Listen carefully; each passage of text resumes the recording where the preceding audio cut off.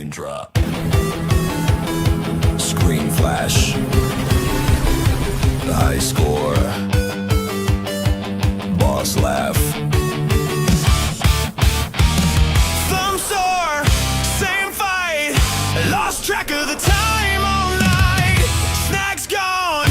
Eyes red. Still shouting one more.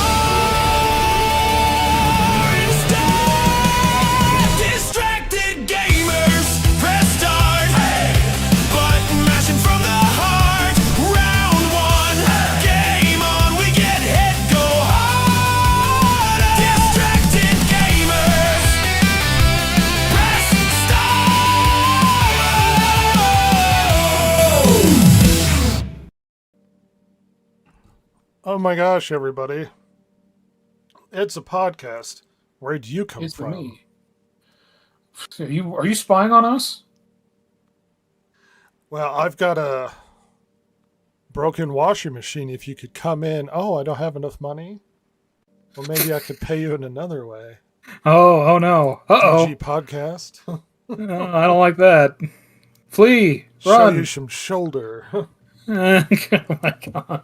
Rhett just in a scant, like a very revealing, but still somehow like not revealing robe. Ross is the milkman's child. You look suspiciously like a Gowron Bob Ross over here. Huh? What do you mean? No, I'm James Bond. Can't you tell? It's Gowron Bond. And upsetting, and Jason's edgelord avatar that looks like a 90s cool guy thing. It's been a long time since you've had that. Yeah. All right. Well, we live in a post-Spider-Man world, a world we will never be able to get back. We will mark everything as pre-Spider-Man and post-Spider-Man. Oh, really? We are at year 0 post-Spider-Man. P.S. P.S. PSM. It's the DG podcast. You find us every Saturday talking about random stuff. Mostly pop culture. Spider-Man's come out, and it is the biggest dominating thing ever possible. And as much as we had our big conversation about how extremely well the Odyssey has been doing, and it did very well in the theater, it pales in comparison to the juggernaut that is Spider-Man coming down the road. How big? You ask me, Ross? Yes, how big? So big that its one day opening did better than the entire domestic of Supergirl. Oh. Surprise, surprise. So big that it looks like, if I can adjust this, we are looking at, and the numbers are still kind of shifting, potentially a 350 to 800 entire domestic and international for its opening weekend. In one day, wow. Which is already beating the Odyssey's entire run so far. Yeah, if it hits 800, that's it. That's all of Odyssey plus some. And these aren't Odyssey premium tickets. These are the cheaper normal theater, which means more people are seeing Spider-Man at a cheaper price. Oh, that's right. I was going to say, because they don't have IMAX, huh? Only Odyssey does right now. Nope. And it is killing it, which should tell you some interesting things about the state of Marvel right now. People really want to see Spider-Man. They don't necessarily care about the Avengers anymore. Probably not. And if Spider-Man is the big guy that everybody needs to clamor to go see, then why don't they just keep making Spider-Man movies forever? Because these are your big financial winner. I mean, it is so big, to tell you the difference. It is potentially rivaling and could beat Endgame. At the moment, Endgame is winning if you adjust for inflation. No, okay. But Well- not on base numbers. That's, I mean, even that alone is crazy. Considering like that, like Endgame was the end of like a big thing that was built up with all Yeah. the characters we love. Like that's nuts. Well, and there's a few things you can take from this. One, well, maybe superhero movies aren't as dead. And it's like, no, I think people have been desperately clinging to really good superhero movies. And they already like Spider-Man. The last Spider-Man was a huge success with the cameos of Toby and Andrew. Mm. Yeah. And this thing is like, hey, we really enjoy Tom Holland's Spider-Man. Just give us really good Spider-Man. I think your average person is look at Doomsday and be confused watching the trailer as opposed to, Yeah. hey, look, fun Spider-Man doing Spider-Man stuff, which I think is a No. very basic, like, inviting thing for an average viewer. Everybody wants to see a good superhero movie. Yeah. The fact that it's so hard to do this, like Spider-Man has now cemented himself as the largest superhero in the world. He just is. His comics aren't doing super well, but Spider-Man is still the biggest superhero around. Essentially in the comics, Batman's still sort of dominating with his recent run. You know, is that partially? Do you think it's sticking closer to what the original formula for Spider-Man was compared to the comics right now? Is that what it is? Because I don't read comics, obviously, but They've kind of destroyed his character in the comics by Yeah. getting rid of his relationships and throwing everything out of the window. And it's hard to comic book fans see. The problem with comic books is comic book fans are sort of quintessential loyal. They'll stick around and then ride the journey, but losing a long-term fan is impossible to get back, and it's really hard to get a new buyer. So Right. you basically want to run stories that keep your whales purchasing. But if you lose one by damaging the character, he ain't coming back. And they keep doing that to these characters. They keep doing that to Spider-Man, where they just Yeah. damage his character. And one thing with this movie, which we'll go into a little bit, I don't want to do any reviews or much for spoilers or anything. If I do review it, you will see that later. But for now, this is the big dominant thing. And the funny thing with Spider-Man 2 is he's always been an extremely relatable character. In many ways, he's more relatable than practically any superhero because he doesn't have a great life. His life has always been kind of miserable. yeah. Real Peter Parker doesn't have a life you want to have. It seems like it at first, but not once you realize everything's gonna be awful. Well, the original intention was to give him normal difficulties, to have him have money problems and girl problems. And To make him actually relatable to the normal human being, he has normal human being problems. well, he's almost worse than that. He's like True. Jodan the Whale of superheroes. His life is just a crap fest of difficulties and problems and stuff to overcome, and constantly testing. It's almost like Jodan the Whale, testing the guy's resolve to stay true to himself. And for the most part, he does. Spider-Man's a great character, and a lot of the story that they took for the new movie came from a comic line which I actually own that had like Spider-Man goes through transformation and all these sorts of things, and they had the Ezekiel story and whatnot. They kind of stole the Ezekiel stuff for Madam Web, unfortunately. Oh, So Right, she right. got all that drama,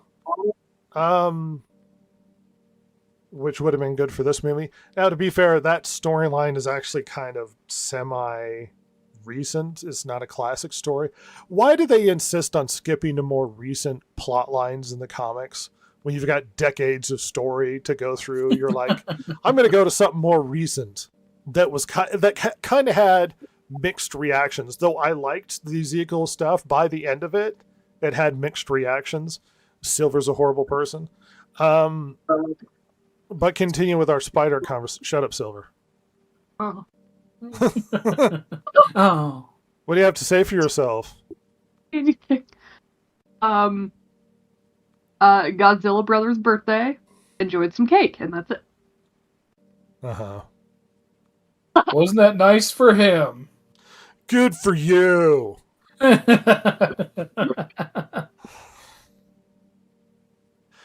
Spider-Man's a great character, but Spider-Man is often not very well understood is the problem. And I'm going to say something hot that a lot of people aren't going to quite get. Tom Holland hasn't been a very good, at least Peter Parker. How dare you? Because Tom Holland has been quirky guy who gets thrown into stuff. He hasn't been Spider-Man doing Spider-Man stuff. He hasn't been Spider-Man swinging around the city, stopping crimes, beating villains. He hasn't been on his own. He's been sidekick to Iron Man or trauma kid with something later where he's got other spider people to help him. He's never been his own man, which has kind of been the Tom Holland problem. He's not his own man. He's just ancillary character to other stuff, and he does fun spider things. And at least in this movie, we finally get Spider-Man doing Spider-Man things, even though one of the biggest flaws of this film is he's still not his own man.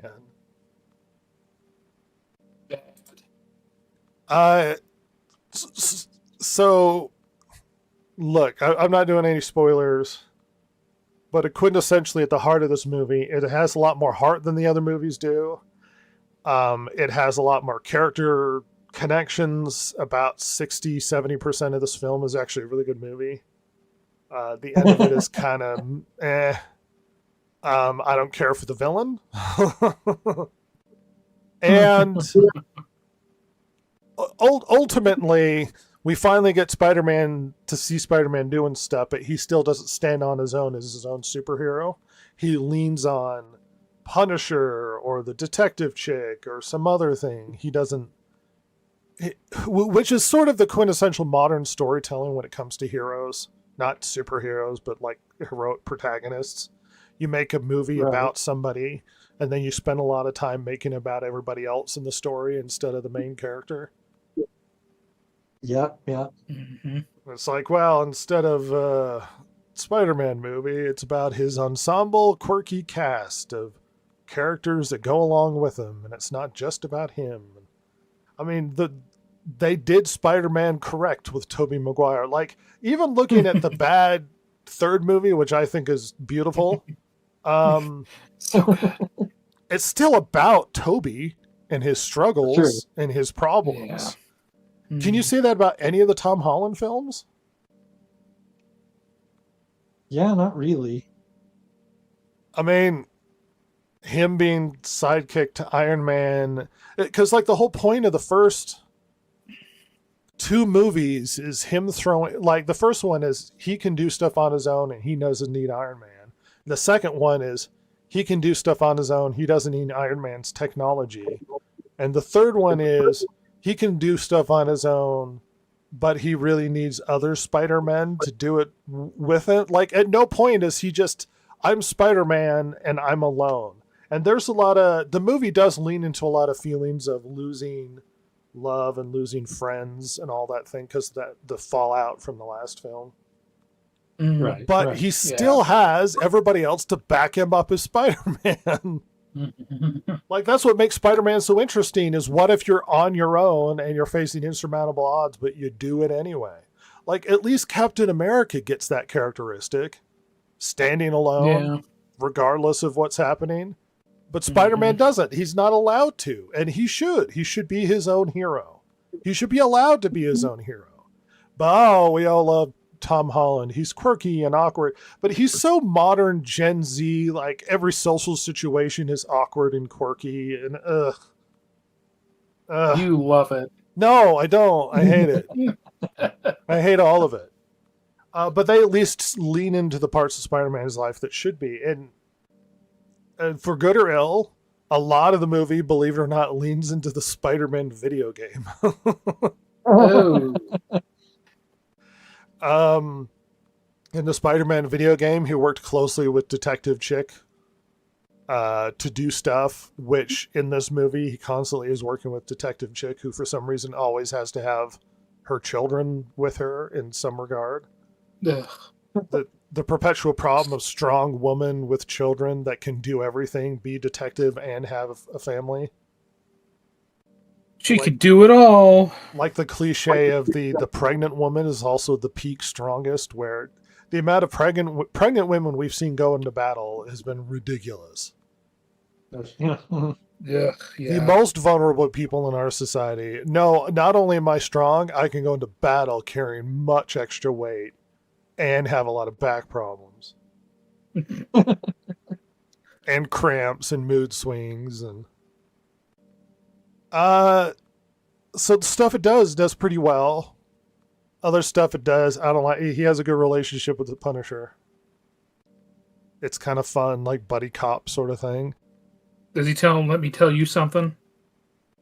It's John Bernthal's favorite line. Oh, he might. John Bernthal uses that in every movie. What do you mean? What do you mean? What do you mean?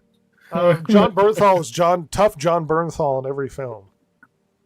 This is a PG John Bernthal. If you're expecting Punisher from the TV series where he murders everybody, you're not going to get that movie. If you thought You that, can't have that in the Spider-Man crazy. movie. Well, if you were expecting we were going to get the John Bernthal where some guy offered him kitty pictures and he locks the door and implies he goes back and murders the crap out of him, you not are worse. sorely mistaken. This is fun MCU, John Bernthal. He's only slightly vicious. Yeah. But there's good things, and I think the average person is going to like this movie. Oh, sure. But there are some criticisms they never quite pull off. Probably the best spider action you've ever seen in a movie.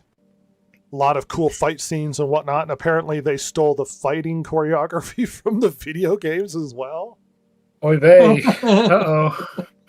Well, think it's- Sony owns it. Necessarily a. well, Sony does own the Spider-Man Original movie. games. What I mean. It's a good thing Sony owns it. Yeah, and they also stole a lot of the spider swinging from the video game. They did like first-person swinging in the movie. Oh. There's people yakking in the theater. Yeah, Oh, good. motion sickness aplomb. Hopefully they don't copy Spider-Man 2, the video game, because it sucks. But, Red, did they copy the exaggerated swagger of a black teen? Well, so as somebody who notoriously doesn't like Miles Morales, he's a derivative shit character. Yeah, I it is. played every Sony Spider-Man game. Every one.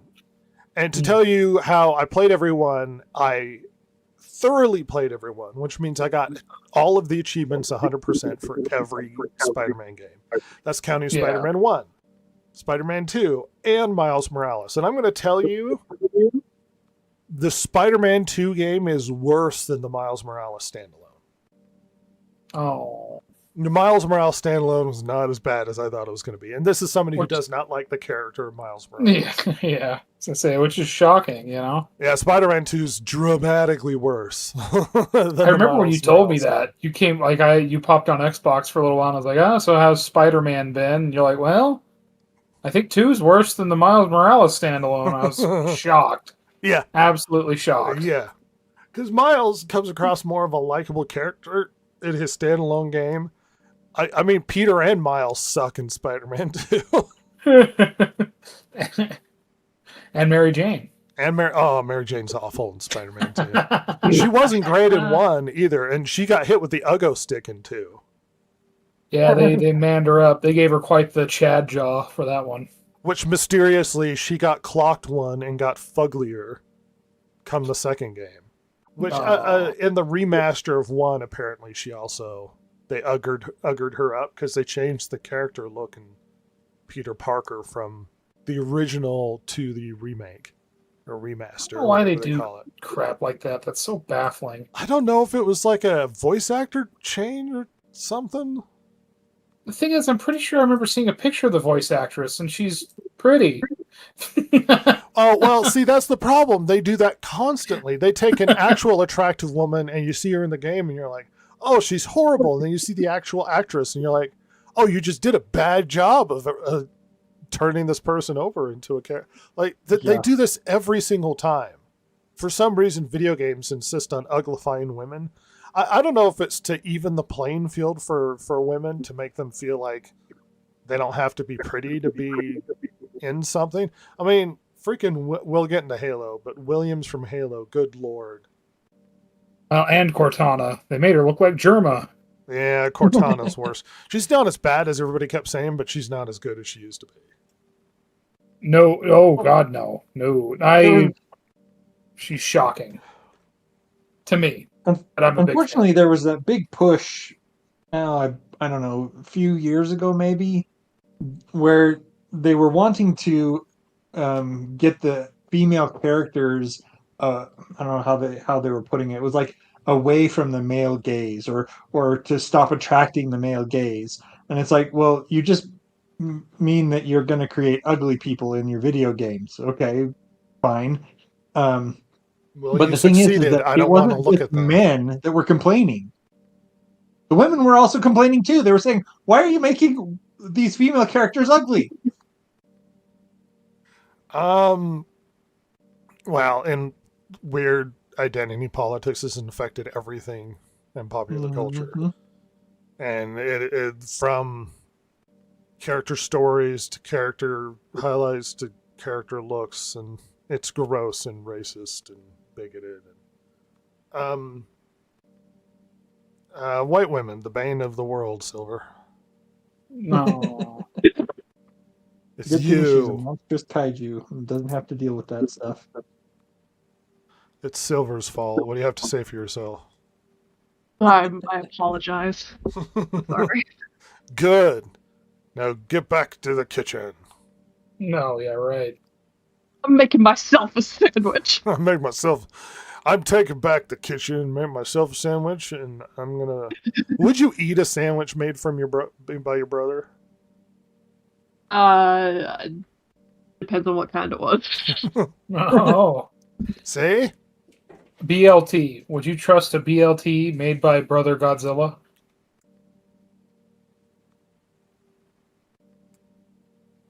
I think we have our answer. Yep. We lost Silver, or she's pausing for dramatic effect. Extreme dramatic effect. Yeah, I have always had a deep love of the Spider-Man character. Yeah, From Spider-Man's the always been one of original my favorites. comics to the cartoon. Yeah, And the weird guitar riff in the cartoon's theme song. Spider-Man's an approachable character that doesn't seem like he's above you like a Superman. But he's also had a miserable life, and the problem with that is they keep Spider-Man's not that hard a character to get right, but it's very hard to ruin. And Yeah. we've had a lot of really bad Spider-Man stories over the years. yeah. Oh, Spooderman. Spooty.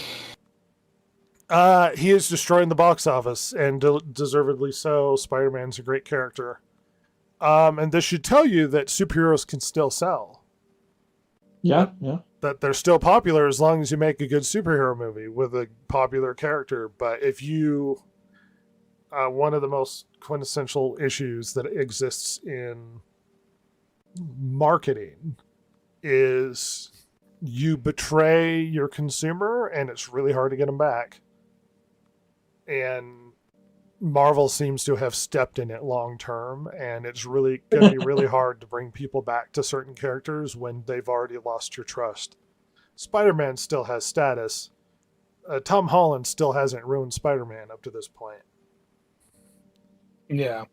Like, we can get a Spider-Man movie in the next film, and it's just terrible.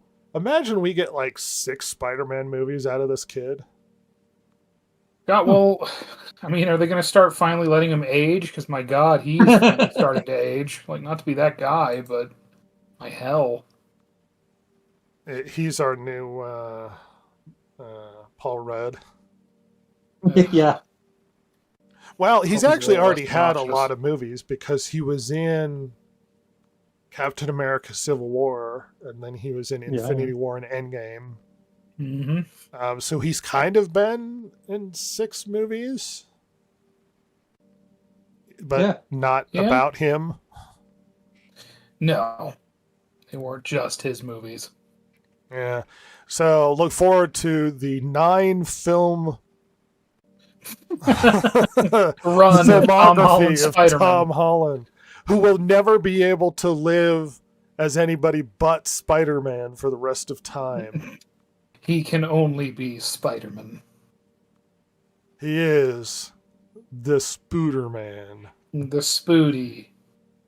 Good for Spider-Man. And it's still killing it. Everybody's still flocking to the theater. It's still very early. Like people are hyping the numbers to the point where they're like, well, we could see an opening weekend of like 1 billion, and it's like potentially. Yeah, It's still early to say. I'd be surprised if it hit 1 billion. I'm going to be that would be honest. kind of nuts. But it could. It's possible. I think I succeeded without doing spoilers, even though the villain in Spider-Man's terrible. Yeah, from what I've heard, that's really dumb. It's really dumb. Maybe look forward to review later. But that being said, there's something that Ross has to weigh in a lot on, because me and Oh. Ross have gone deep. We've gone deep and hard. No Oh, innuendo intended on none. the new Halo game. Yes, we have the quote-unquote new Halo game. Yes, the remade Halo. Yes. So I'm just going to put up this embarrassing Halo Combat Evolved peaked at 25,000 players on Steam, which was really bad. It's not great. Wow, yeah, that's really low for a Halo game. I'm curious. On What top Master of Chief that, Collection peaked at. Halo was labeled as LGBTQ plus on Steam, which made everybody confused. Eh, That May apparently have contributed. it is a gay game. But that Steam tag vanished less than 24 hours after appearing on the store page, which, look, people don't react too kindly to that label as of late, not like they used to 5-10 years ago. And it has become the kiss of death for some games. And they really pulled that as hard as they could as soon as that showed up. I don't know why it was immediately labeled as a gay game, but that's not a good really sign odd. for old Halo. Having played it, unless Williams is gay, they don't say it's not a gay game. I'm just going to tell you that right No. now. no, like at all. There's none of that. I mean, I don't even know where you could cram that in without it being embarrassingly crammed in, you know? Yeah, but the game came out. I know you've seen a lot of reviews. Me and Ross really want to talk about it because we're Halo fans, and we have gone through the game pretty thoroughly. Well, semi-thoroughly. We've beaten it. hmm Ross, what are your thoughts on the remake? I'm so sorry, PlayStation Bros. You get the worst version of Combat Evolved. Well, so here's the thing. Combat Evolved, Rhett and I have talked about this. I don't know if we've talked about this on the podcast, but there are some games that live better in your memory than they do upon return Sure. in the modern whatever That's whatever time that's understandable. been. Probably the most notable two that I'll use right now would be like GoldenEye doesn't really hold up as well, No, but Halo 1, Halo Combat Evolved, weirdly really does. really does. It holds up great. It's a really good game. Yes, it's early 2000s original Xbox like launch title graphics, but it looks good. I'm sorry. Like, yeah, it looks older. It doesn't have the fidelity. It doesn't have all this stuff, but it's still like the art direction combined with what they were capable of and how they utilized it. It looks really good. It looks kind of timeless. I'm gonna be honest. Well, and the gameplay is still clean. So good. It's still really clean. Whereas you play GoldenEye, it's not. No. The controls are funny. It feels weird. Like, you could tell it was this kludged monster on the N64.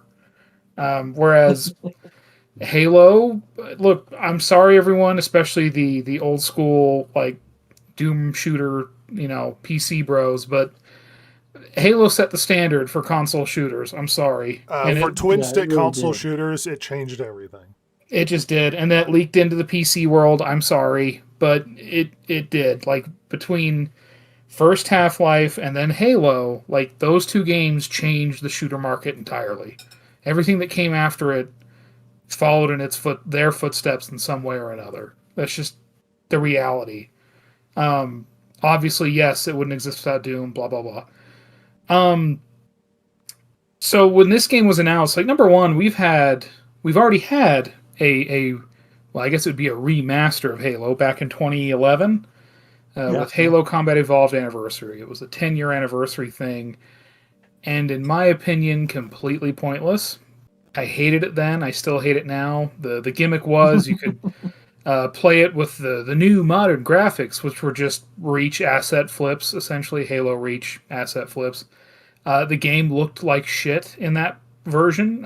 Sometimes objects didn't align correctly. So, like, you'd be trying to shoot something and your bullets wouldn't get there because once you switched to the original graphics, oh yeah, there was like a box or a tree there that somehow didn't make it into the modern graphics. Like, it's just, and it looked like crap, yada yada. But you could at least play the original graphics on that version, which that version is then in Master Chief Collection. And really, like, other than a couple minor, like, more minor things that version of Halo CE has, it's basically the same exact game as on the original hardware. Whereas this is going for more of an actual remake. I would say kinda with an asterisk, wouldn't you, Rhett? Like, If I don't you're know how to expecting define it. yeah, like, because it's not a remake in the sense that, like, say, Resident Evil 2 is, or Right. even Final Fantasy 7 remake, let's say. Where it's drastically a different game. Right. Whereas it's the same story, it's the same gameplay pretty much. I mean, there's some minor tweaks like that I would notice, Rhett probably notices, but, like, the average person probably not going to be able to tell. It plays like Halo for the most part. There's no major changes to really change it up, but it is technically a remake because they did remake it in Unreal Engine 5. But And I think it for is, the like, most part, it looks pretty. it does. Yeah, there's a few things. I mean, that's weirdly enough where the biggest problem, well, the most glaring problem with Combat Evolved Anniversary was the graphics, where it just looks like shit. I'm sorry. Just the art style's all wrong. This, like, the environments look really good. There's a few places that I didn't like, mostly less so for their look and more so, I swear they made them smaller. It was really weird. Maybe it's the nostalgia canyon, glasses. It's hard to say. yeah, I'll have to go back and play the original to see, but the one that comes to mind is the canyon, the main assault on the control room part of the assault on the control room level. But they totally did a lot more with the library. That was changed quite a lot. Yeah, they made it felt like a couple of completely changes. different place. I wasn't Oh, yeah. super upset with the look, but it was lit differently. Very. The whole game is lit differently. Where what is it, the third or fourth level where you're attacking that Covenant cruiser to get Captain Keyes back, Oh. where you had to use your night vision and flashlight. You never had to You even touch never it. have Didn't even, to use your flashlight in this game. Never. No, never. Not even in the dark tunnels on the Maw, No. the very last level of the game. Yeah, the library is probably the most significant change. I don't know that it's better or worse.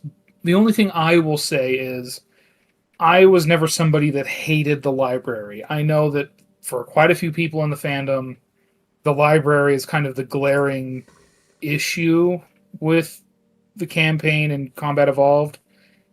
To me, it works. I think the sameness and redoing and like the kind of never-ending nature kind of Of the flood and everything. yeah, like it feeds into like the flood will never end. You cannot stop them. This Halo ring is enormous, even in like the depths and bowels of it. Like it is so much larger than you can comprehend. Like it to me, it all worked. Yeah, Maybe it's because I was 12 when I played it, but I think it works Sure. just fine. The flood at the library is kind of a frustration wall for some people. Yeah. And I get it, especially once you start getting like rocket flood near the end of the level. Like that sucks. It's really frustrating to deal with. But I don't know. To me, it always worked as a storytelling device. Sort of what would the word be? Diegetically. I just. But other than that, there's not a lot changed. I mean, yeah, like the big changes to me that were like kind of the bigger problems. I mean, they've totally redone most of the voice acting in the game. Unnecessary. Totally unnecessary. I really doubt that the recording quality was that bad that anyone would notice. Number one, and number two, the lines are different now. Sometimes just, I mean, genuinely they change the dialogue, but other times it's the performance is so different. I mean, you go from when Cortana is like furious at Chief and then like chewing out 343 Guilty Spark, and now she's just like kind of smug and smarmy rather than being like deathly serious and also like freaked out and like trying to stop, well, as it turns out, ending the entire all life in the universe by accident.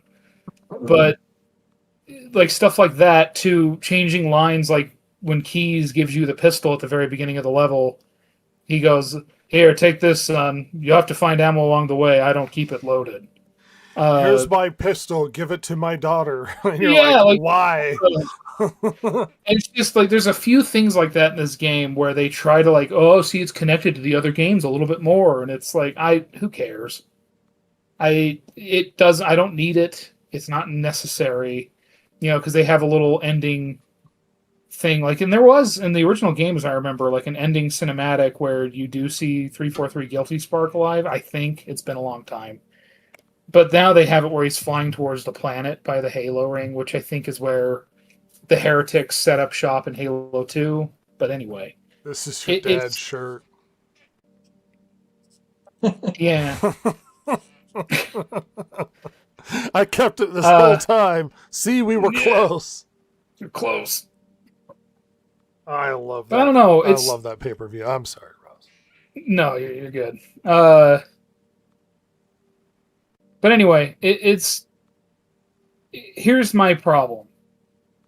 If I were to, like, I had Game Pass. For me, it was a $10 increase in money to play this game. Kind of a big whoop, right? Like, whatever. I just had to change my subscription.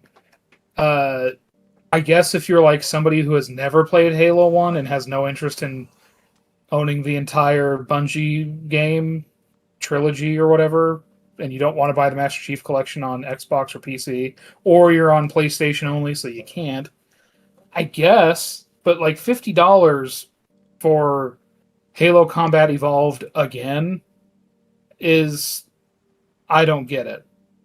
To me, that doesn't make a lot of sense. Unless you are somebody who's only been on PlayStation ever and you have some interest. I guess then it makes sense. And to be fair, it will probably be collectible because I think Microsoft has now stopped sending anything over to PlayStation. So, Yeah.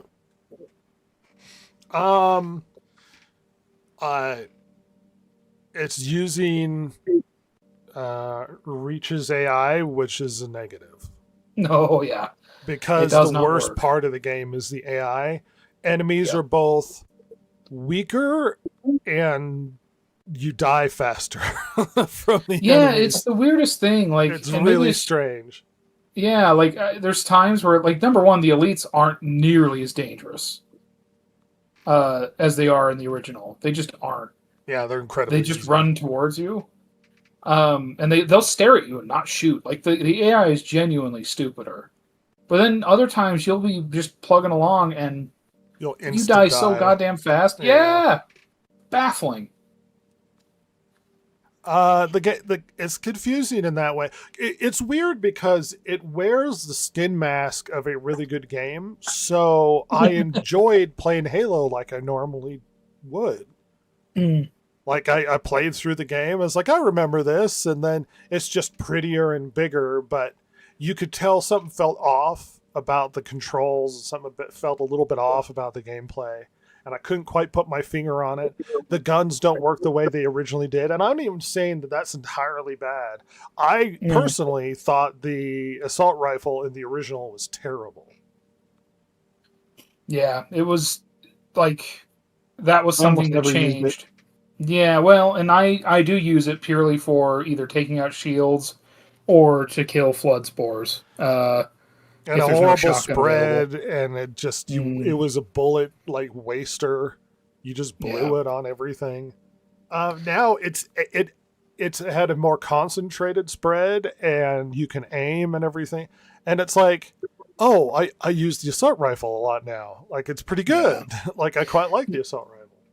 Yeah, it's basically the assault rifle from either Halo 3 or Reach. But One the or glaring other. problem, like 36 rounds, much tighter spread. it's good because the first Halo game is good. It's Yep. bad because it has problems with the AI and it has problems with some of the other things. Is it a bad experience? No, it's not. Is it a perfect Halo remake? Is it a spectacular reimagining of the original? It's not. But it is prettier. It realizes some of the maps in a neater way than you originally saw in an older game. But Yeah. it is flawed in ways that it is flawed. And it is buggy as hell because it came out with a lot of buggy problems. Just shooting flood that just disappear. Weird graphical bugs that appear in between like the carry handle of the battle rifle. It's so weird. It's so minor. I just noticed it today. I've heard something- connectivity issues too, but I haven't felt that. So I saw something weird. I didn't capture it and I wasn't sure what I saw, but I saw something small and purple when I was in the command deck in the beginning, standing there, and I could figure out what it was. It was there, it shrunk and then went into the floor, and I don't know what it was.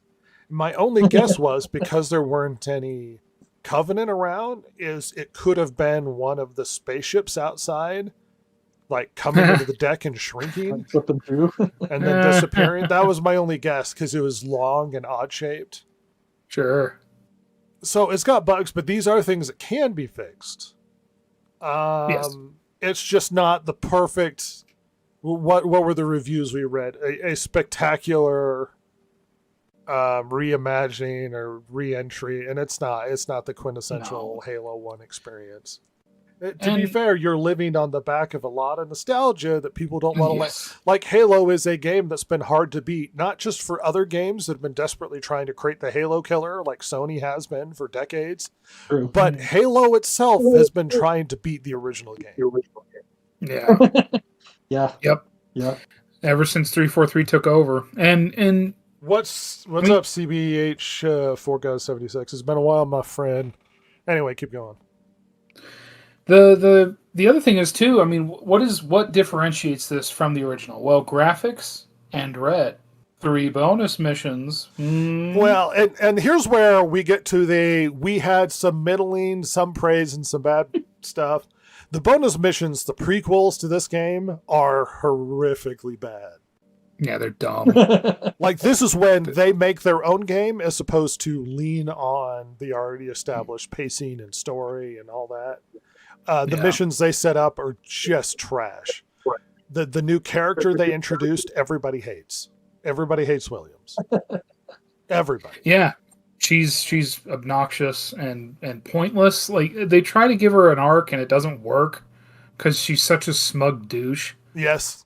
that and a smug douche in a situation that no one would ever be a smug douche in. By the way, you'd be so happy. A god of the battlefield shows up to save me. Screw you, I'm also a badass. Whatever. Like it's just so dumb because we're in this weird like ship with like a like terrarium in it where they hunt humans Anyway, screw you, Master Chief. I'm also awesome. All my units awesome. Don't worry about it. It's like, ugh. She reminded Yeah, me you- of interactions I've had with women teaching martial arts classes. Well, with lesbians more specifically. Because for some reason you run into lesbians who also want to act like they're just as tough as you. So you're in a penis measuring competition with an unattractive woman. And that's what it feels like with Williams, where she immediately walk in, she's like, whatever. Psh. And it's like, I'm enormous compared to you. Why are you giving me attitude? It's so dumb. It's just Napoleon complex right there. Oh, she's awful. She's hit with the ugly stick 40 times. Yep. She's just an ugly as sin, horrific looking, self-absorbed, tough woman, badly written cliche. It's the problem you see with women writing in all major forms of media. They don't know how to write strong women, and so they write like They're right. aggressive and angry women, and they think that Yeah. that makes them tough, but that doesn't make them tough. That just makes them unlikable and shitty. yeah, and the story with these missions is dumb too. It's a Like it bad doesn't make a lot of story. sense. It doesn't add anything. The that's the other thing, because I noticed it. I played the bonus missions first because they are prequels, so I played those first, and my god, the cutscenes are not very good. No. Like the animation's stiff and dumb. Like it feels like a bad Marvel movie or something. Like the worst kind of like martial arts fight scene. Like for example, let's say The Last Jedi, where people just stop and wait, and then you can see them start again. Like just shit like that, where it's like, oh, why would you act like that? That's silly. It Just almost stuff like that where it's dumb. it almost feels like we get as much story cutscenes in the prequel stuff as we do the entire rest of the game. Yes, and this is a more of a nitpick probably for most people would say this is a nitpick. I hate that there's such a huge like ka-chunk feeling when it goes from like, oh, cutscene time, and it goes from like game graphics to like pre-rendered cutscene. I think it's so off-putting to me. I love in-game cutscenes. I think that looks so much better. But hey, that's just me being picky. Roz is Oh yeah, the new Sergeant Johnson sucks. Sorry, guy. I'm glad you got paid, but yeah, you're not he's very worse. good. Yeah. And also, they made him look like Steve Harvey. Yeah. And they have him look at the camera all the time after he gives his lines, like it's a wink. It's so dumb. Well, it's funny because they make you and Sergeant Johnson out to be this like, oh, these two guys who know each other well. We've been battle a lot, and then we're here to do this mission, and there's a lot of interaction. And then you get to the main game, and you never talk to each other. No. You Like, don't he's talk to just him. You around. don't look at him. He's just there. He doesn't even mention you. He doesn't even like, No. thanks, Chief. He doesn't even do that. Which Like, is why it's so offsetting. It's like, well, because they tried to, hey, remember everybody thought Sergeant Johnson was cool. It's like, yeah, like as an ancillary thing, don't make him center of the thing. It's almost Yeah. like you have a cool moment with a female character in a movie, and suddenly the next movie she is half the movie, and you're like, what are we doing? And I mean, everything with Johnson was kind of natural anyway, as far as I understand. I mean, he died at the end of the game, but people liked him so much they brought him back for 2. And what was the explanation? Don't worry about it. He's back. Like technically, there's an explanation in the books of that era, but Bungie ignored those anyway, so it doesn't matter. Like you don't need to worry about them. So We got a comment. Seems like some knew what the product was. That's why Gears is the main focus now. I wonder if that's the case, if somebody looked down the road and went, oh, this isn't going to be the game we all hoped it was going to be. Hey, everybody, let's talk about E-Day.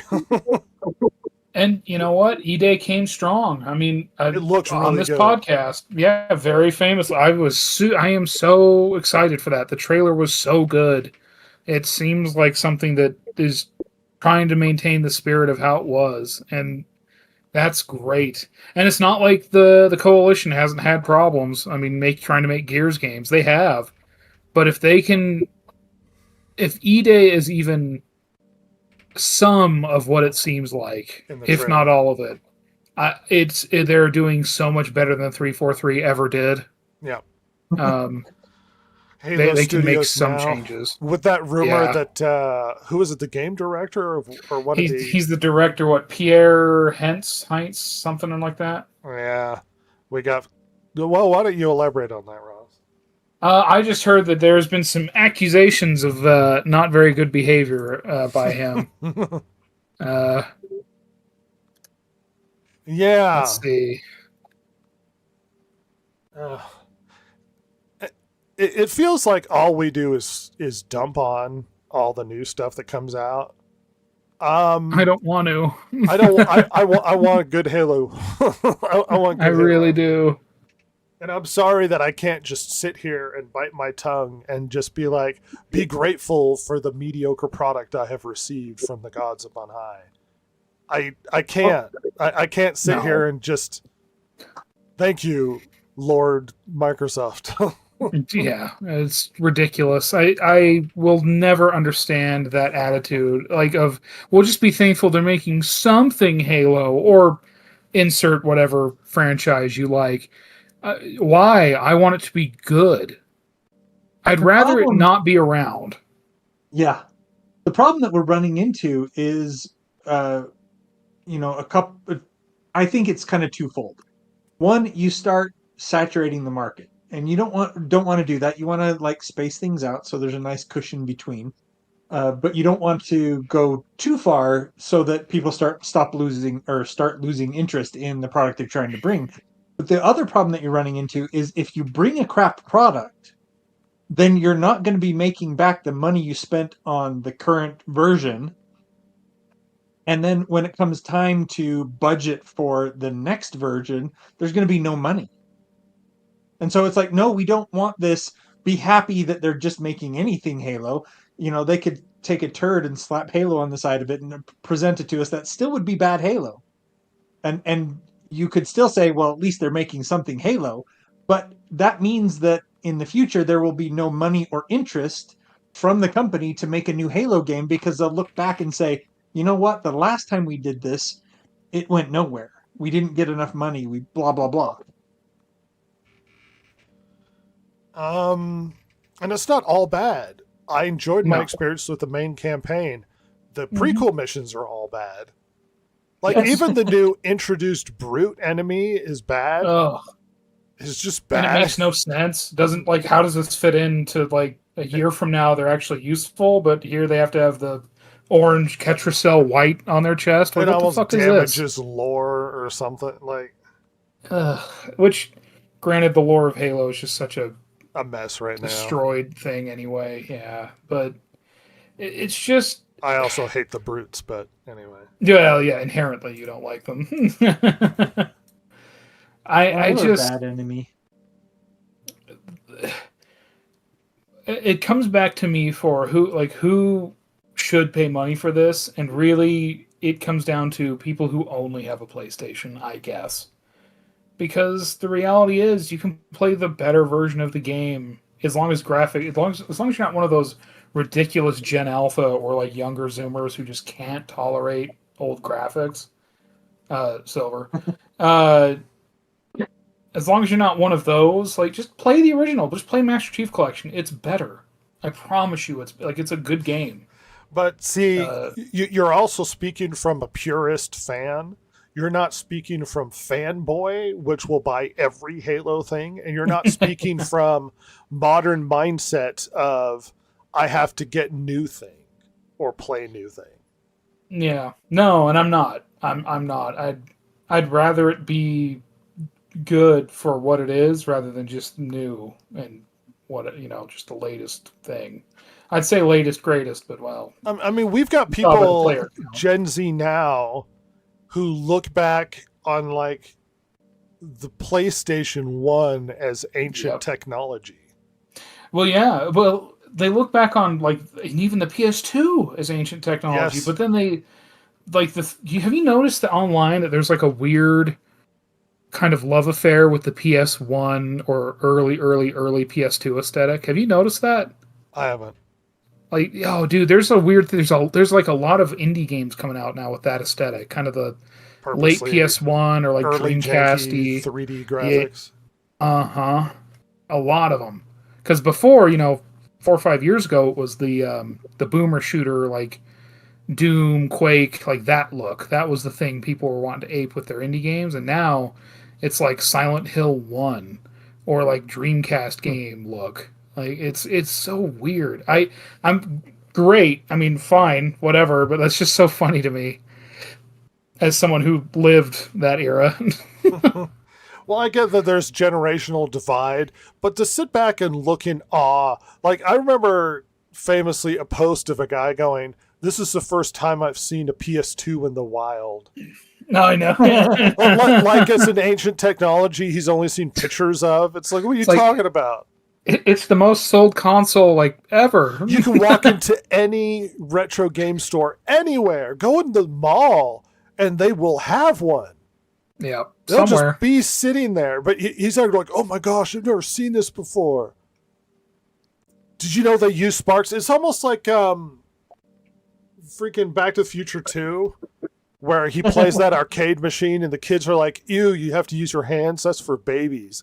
It's like them looking back in like confusion and rolling their eyes at games people used to play, like, "Oh, we're so much better than that." It's like, your games are terrible. The current crop of games are terrible.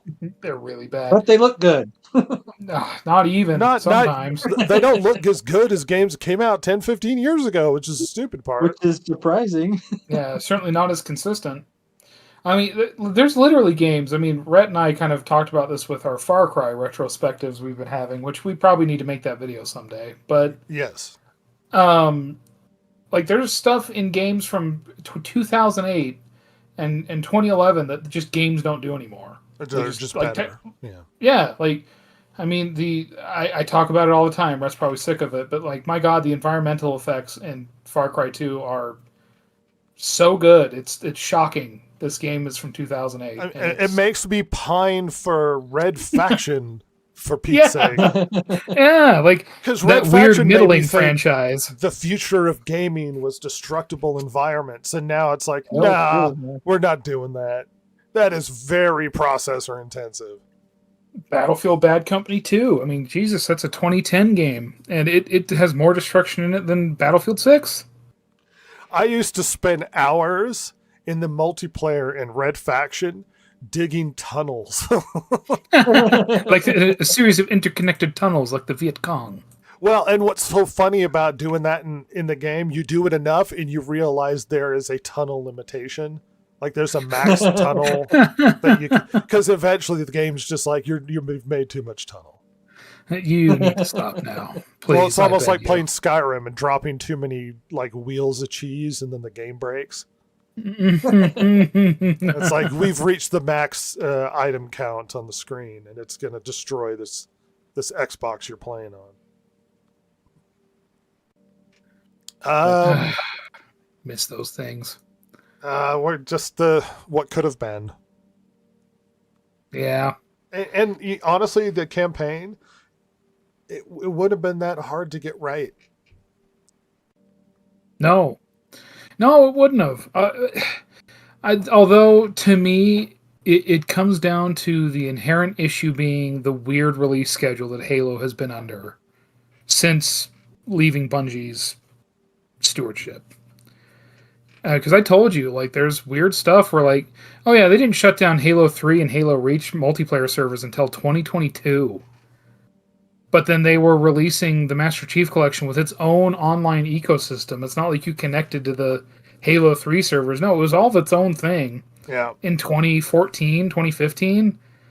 So it's like, what were they doing? Why? And it's I guarantee you they were mad they blew their wad, so to speak, on Master Chief Collection 10 years ago, rather than do it now when they were wanting to do multiplat so bad. Because it's like, well, we could have just done it for PlayStation. Ah, damn it. But not anymore. Because Nobody knows how to work on the horrifying spaghetti code that is Master Chief Collection. I mean, it took 4 or 5 years for it to just work good anyway. At least 3. That game was busted on launch. Poorly programmed, but it's great because Master Chief Oh. Collection, you can get everything. It is now, I mean, as it is now, granted, I've not played a ton of multiplayer on it, but just for the campaigns and like co-op and stuff, it's great. It works well. It's just nice to have it all there, with the exception of 5. Yeah, if you want to play Halo, it's awesome. the Master Chief Collection is where you need to go. Yep. Yeah, it If was you're on a lot of PC or Xbox, just go there. Loads of fun. Yeah. Halo Combat Evolved is gay, apparently, but Yeah, apparently they I'm were. wondering if some PA lost their job over that. Nobody at Halo Studios loses their job. Apparently, they'll fire half of id Software, people that make games people actually play. But Halo Studios just keeps on coasting by, baby. in Halo Studios, you fail upwards. Apparently, my God, it's infuriating. A little bit of Odyssey conversation. I don't really care to keep talking about the Odyssey, but hilariously, Nolan praised up and down the Emily Wilson translation and made such a big deal that they were following the Emily Wilson translation. And that her translation is a modernized and blah, blah, blah. She famously got a lot of flack for, she had criticism of her interpretations of some of the text and whatnot, rightfully so. And she deliberately did her translation to try and sell it to colleges to get money. Well, Emily Wilson came out and basically lambasted the film and told everybody it was bad. Basically, the version of the Odyssey that's based on your book is bad. Oh yeah, she said she well, what were her? Let's see, that they got Odysseus wrong. He's not heroic. He's not motivated by anything. She said that basically Nolan made a movie about a war veteran with PTSD that takes drugs to get over his PTSD from conflict. She called it abysmal. She said that it's Nolan shouldn't have written it. It was poorly written. She really gave crap out, and I wonder if she's just upset that it didn't lean it, because so there was criticism about the women in the Odyssey in the film, but the problem is it overemphasizes women that weren't emphasized and it de-emphasized women that were in the original work. There were more featured women in the original work than show up in Nolan's Odyssey because there were a lot of gods and stuff, but he cut all the gods out. Like Athena shows up all the time. Aphrodite shows up because of the events of the Iliad and stuff like that. And he cut all those out. So he has superficial women and he gives them weird stuff like battered wives. And it's really bad. And she had a lot of criticism for that. She thought the women were superficial and badly written, which they kind of are. Cut all of the gods and mysticism out, which was a quintessential aspect of the Odyssey. It's a bad rendition of the Odyssey. You might like the film. It is a terrible rendition of the Odyssey. It's just bad. Yeah. And even the writer that he based it off of doesn't like the movie and thinks it's a bad movie. But she had a very critical review of the movie, and she got crap for it from other feminists. People called her take like a MAGA take on the movie. What was it? The crude language of MAGA, according to Joyce Carol Oates. Or, let's see, Susan Orlean weighed in on Emily Wilson, calling her a bit of a jerk for her review of the Odyssey. Emily Wilson's a feminist. And translated the Odyssey from a feminist perspective, and other women are crapping on Emily Wilson for criticizing Nolan's Odyssey. They're just murdering. They're shivving each other in the dark alley over the fact that Emily Wilson doesn't like this movie. It just what a like they were supposed to. I guess she was supposed to circle the wagons with them, right? Yeah, like everybody else, they were supposed to circle the wagons around the movie and praise it relentlessly. Ugh. That's so dumb. I just don't understand. Like, and honestly, not just because it was a negative review, but because she was sticking to things that she felt were like, you know, important and like a big thing in the story as it was. Like, she's sticking to her kind of nerdy, classicist, you know, brain. That's very, I don't know, to me, that brings her up a couple notches in my book. You know, at least you're not just a complete dill. Like, you're willing to be like, well, it has issues. You know, like it doesn't do what it should. Like, at least not what the story did. I mean, that's so much better. Like, that makes her look so much better. Yeah. Wilson than just circling the wagons because girls. Wilson quoted as saying that the film lacks psychological, emotional, and political and ethical depth, and has nothing convincing to say. Wow. I would agree. You mean the post-Vietnam and GWAT fucking story of war bad PTSD is maybe not very welcome in a story from like, you know, like the Odyssey maybe? Well, and Oates got angry with quotes, let's see, rather than disagreeing with interpretations of Homer in a collegial manner, this person who has benefited enormously from Nolan's film speaks in crude language of MAGA folks attacking someone with ideas that differ from hers. Ugh. One would expect a translator of all people, beholden to a text, in service to a text, to be just a wee bit more thoughtful and respectful of others who are acting in good faith just as she would claim she is. I don't think Nolan's acting in good faith. I'm sorry. I am so sorry. Hold on. Are we really defending... Because listen, at the end of the day, I know we like these... Nolan's an artiste and all that stuff, and that is an aspect of Christopher Nolan, yes. But at the end of the day, do you know what else he is? Isn't he a producer on every single one of his own films, including other people's? Yeah. He's a businessman trying to make a $1 billion movie. That's his goal. I mean, at the end of the day, he wants to make money. Yep. So shouldn't we actually be more critical of him for taking a classic, for taking something that is foundational to sort of Western lit and Western civilization even, and trying to bastardize it for money? Shouldn't we be more critical of that? Or is it because it's making the right people upset that, no, it's actually a good thing? I mean, get the hell out of here with that. Stop making sense. No. My God, you know, Quit it's just bringing logic into it. This is So- a feminist movie, and you must bow down to the feminist icons. Well, they Emily removed. Wilson, who has a bad translation, I'm going to say that right now, yeah, reinterpreted it's known the story in a feminist different light. for- Oh yeah. And she saw the movie they made, and she was like, you made a bad version of the version I wrote. Which she's more than like, look, we could criticize Emily Wilson all we want to, which I do have criticisms for. But in the end, this was all Christopher Nolan's decision making, and he made a bad film. Which, funny enough, is very popular.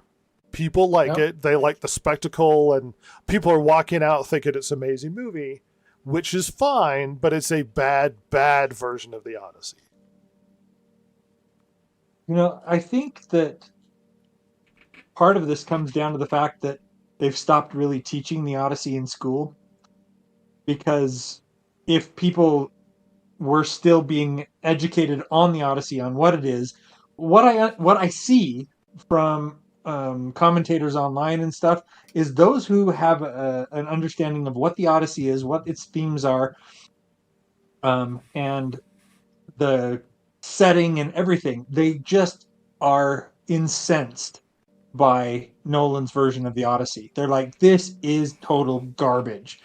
But the people who have no clue what the Odyssey is, what it was, what, you know, any of that stuff, They're just caught up by the spectacle. It's a Nolan movie. We got to go see it, and it's amazing. So it really comes down to the fact that they're not teaching these foundational works anymore. Well, we could talk about the failed education system and what they are and are not teaching. Silver famously told me most of the stuff she knew about World War II were the Zoot Suit riots. A college degree holder. Well, yeah, in high school, I remember that being. At least it was only for like 1 year. I think it was like my freshman year. They made a big deal of just talking about the Zoot Suit riots, and I'm like, They This didn't. They is weren't bull. that long. They didn't go on that long. this is such an insignificant thing. What the heck are you talking about? Oh, I dropped a college class because of how horrible she was teaching the Civil War, and had no business teaching it the way that she did. And because I'm paying for this, I don't have to listen to your propaganda. Like, bye. Yeah, How dare you. just they don't. History is a problem, and teaching history correctly is a problem. And you could say, well, it's a fantasy mythology or whatever, and it's like, yeah, but it's very, very important to understanding the Greeks and Greek culture. And Greek culture passed on a lot of its values and things like rationality and which helped bring about the Enlightenment in the West, affected the Roman Empire, which established Western culture and society, which established Enlightenment thinking and Enlightenment philosophers. Like, philosophy is all bound up in Greek philosophy. Oh yeah. Oh yeah. I mean, if you want to describe Western culture, it is the one hand Greek philosophy and reason, and in the other hand Judeo-Christian ethics. And those are the two things mashed together that create Western society. You cannot eliminate Greek culture from the calculation because it's absurdly vitally important. So, yes. Anyway, it's hilarious that Emily Wilson didn't care for what was going on. I think it's time I drop a deuce. News Dump Online. This is the Distracted Gamers. Connecting you now. Podcast news dump. Did I do the thing where you speak really quickly? And yeah, It's beautiful. thank you. We're going to readdress some news we've had before, just so because we've had a lot of silliness. So, if you remember, the Blade movie's just not happening now, and Mahershala Ali did not deal with it well, and hilariously, Kevin Feige was quoted as saying, feeling like a gigantic loser that he couldn't make Blade happen. We did hear from behind the scenes that the original intention with the Blade movie was for his daughter and her friends to be the vampire hunters, which is not hard. I think a good analysis of the Blade movie and perhaps why it failed, because we don't know behind the scenes, was I heard a comment from he was a British analyst guy. Anyway, he had an interesting comment where he said one of the problems with modern writing is everything's a deconstruction, and you can't deconstruct Blade very well, because if you do, there's nothing left for Blade. Yeah. Like, you can't like, well, what's he gonna do? Not fight vampires? They're just misunderstood. It's just, you strip away elements of Blade and there's nothing left. So it's really hard to deconstruct. And on top of that, we know for a fact that the biggest reason why the movie ended up not happening is it was going to try and be a period piece. And Sinners came out, which was basically what Blade was going to try and do. And they went, well, now we can't do that. Damn it. Because Sinners was really popular That's and it funny. basically stole its thunder. Yeah, sad. Which is unfortunate because, look, all they had to do was just have attitude black man killing vampires and it wouldn't have been hard. Like, I would have been there. Yeah. I'm sick of deconstructing characters. you know what? Lean into the construction. Just have cool black man just stabbing vampires and giving one-liners. Just give me Shaft killing Dracula. That would be so awesome. Come on. Give me him laying on a table and refusing to close his eyes, so they have to CGI his eyes over being open He refuses. or He whatever, thinks it's or shut or whatever. Yeah, dumb. it just I don't know why it was such a failure. And Mahershala Ali was also kind of put upon because we had recent comments from him where he was kind of annoyed at how things played out. Let's see, Mahershala Ali blames Marvel for the Blade movie collapse. If they wanted to do it, we would have done it. And I think he's right. I think that's true. If they wanted to do this film, it would have happened. And unfortunately, they couldn't pull it. They couldn't pull it off, which was weird.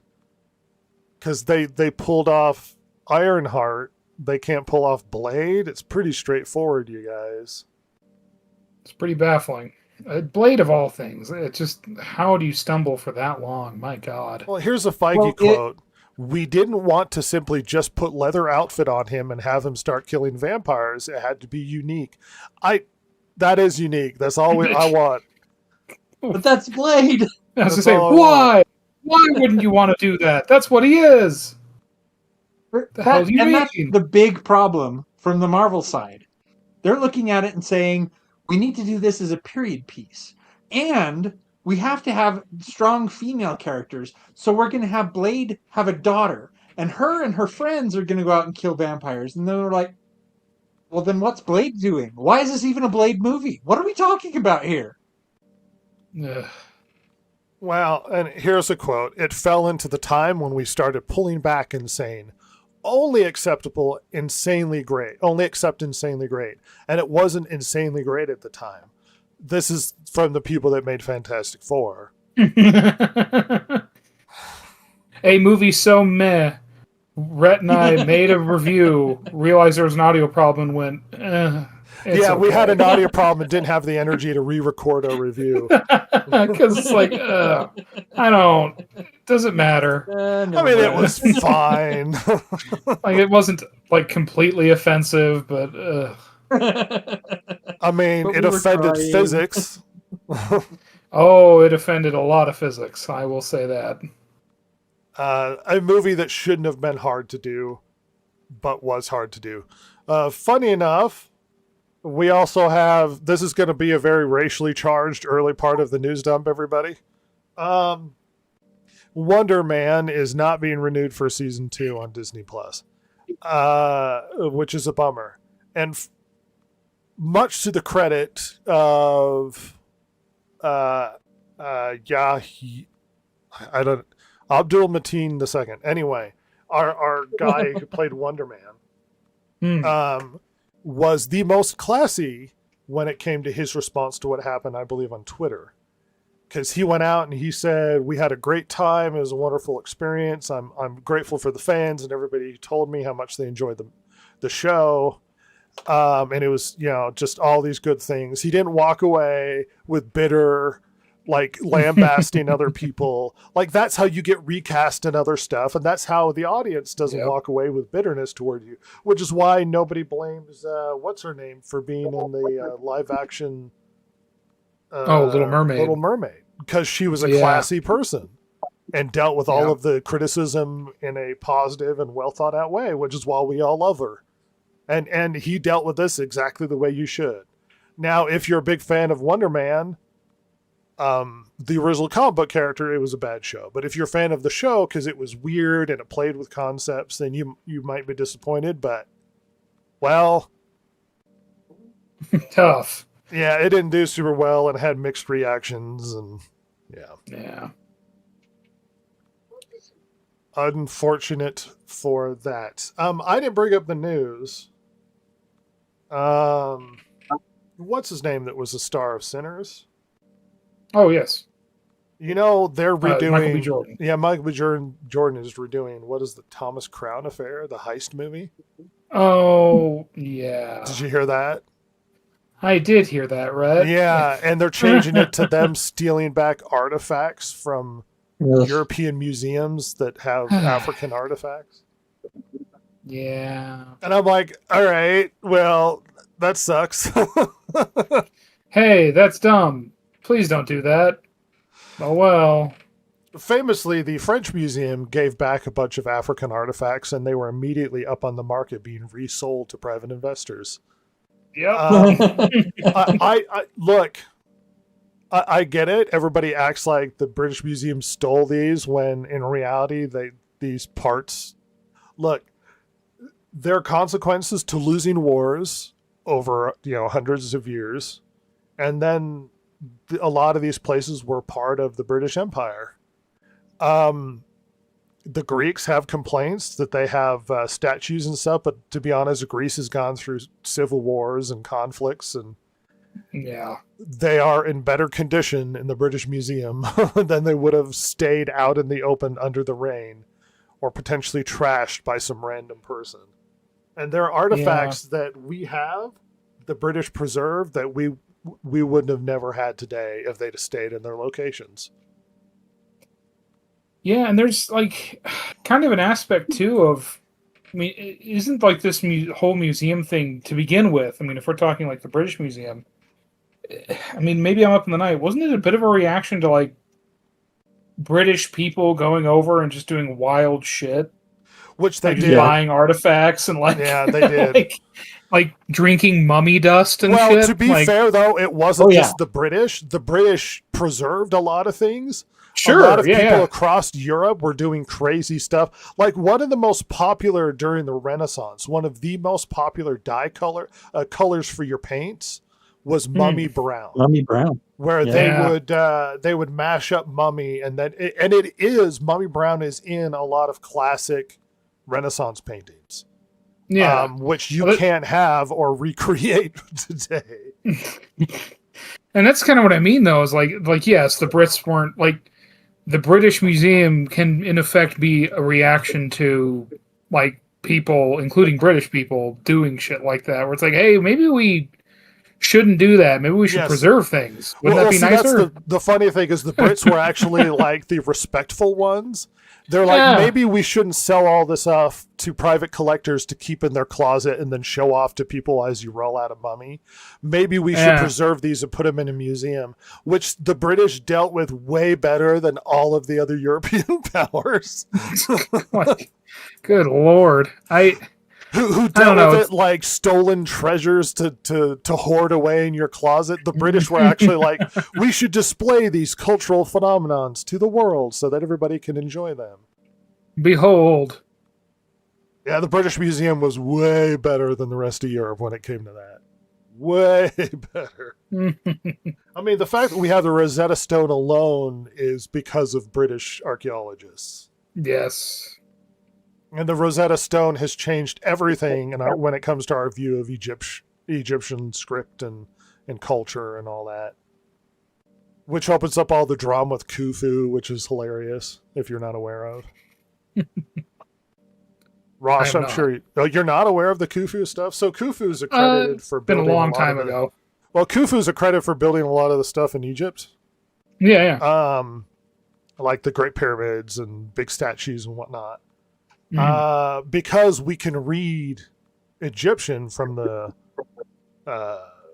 Rosetta Stone, we can actually go through the script and then they'll write down like who made this and whatnot. But they ran into one commonality is whenever we ran into Khufu's name, the carvings were deeper than the rest of the carvings for the explanation. Oh, And that's the right. only thing we can surmise is that Khufu went in later and just carved his name into everything that I built this shit, even though he didn't really.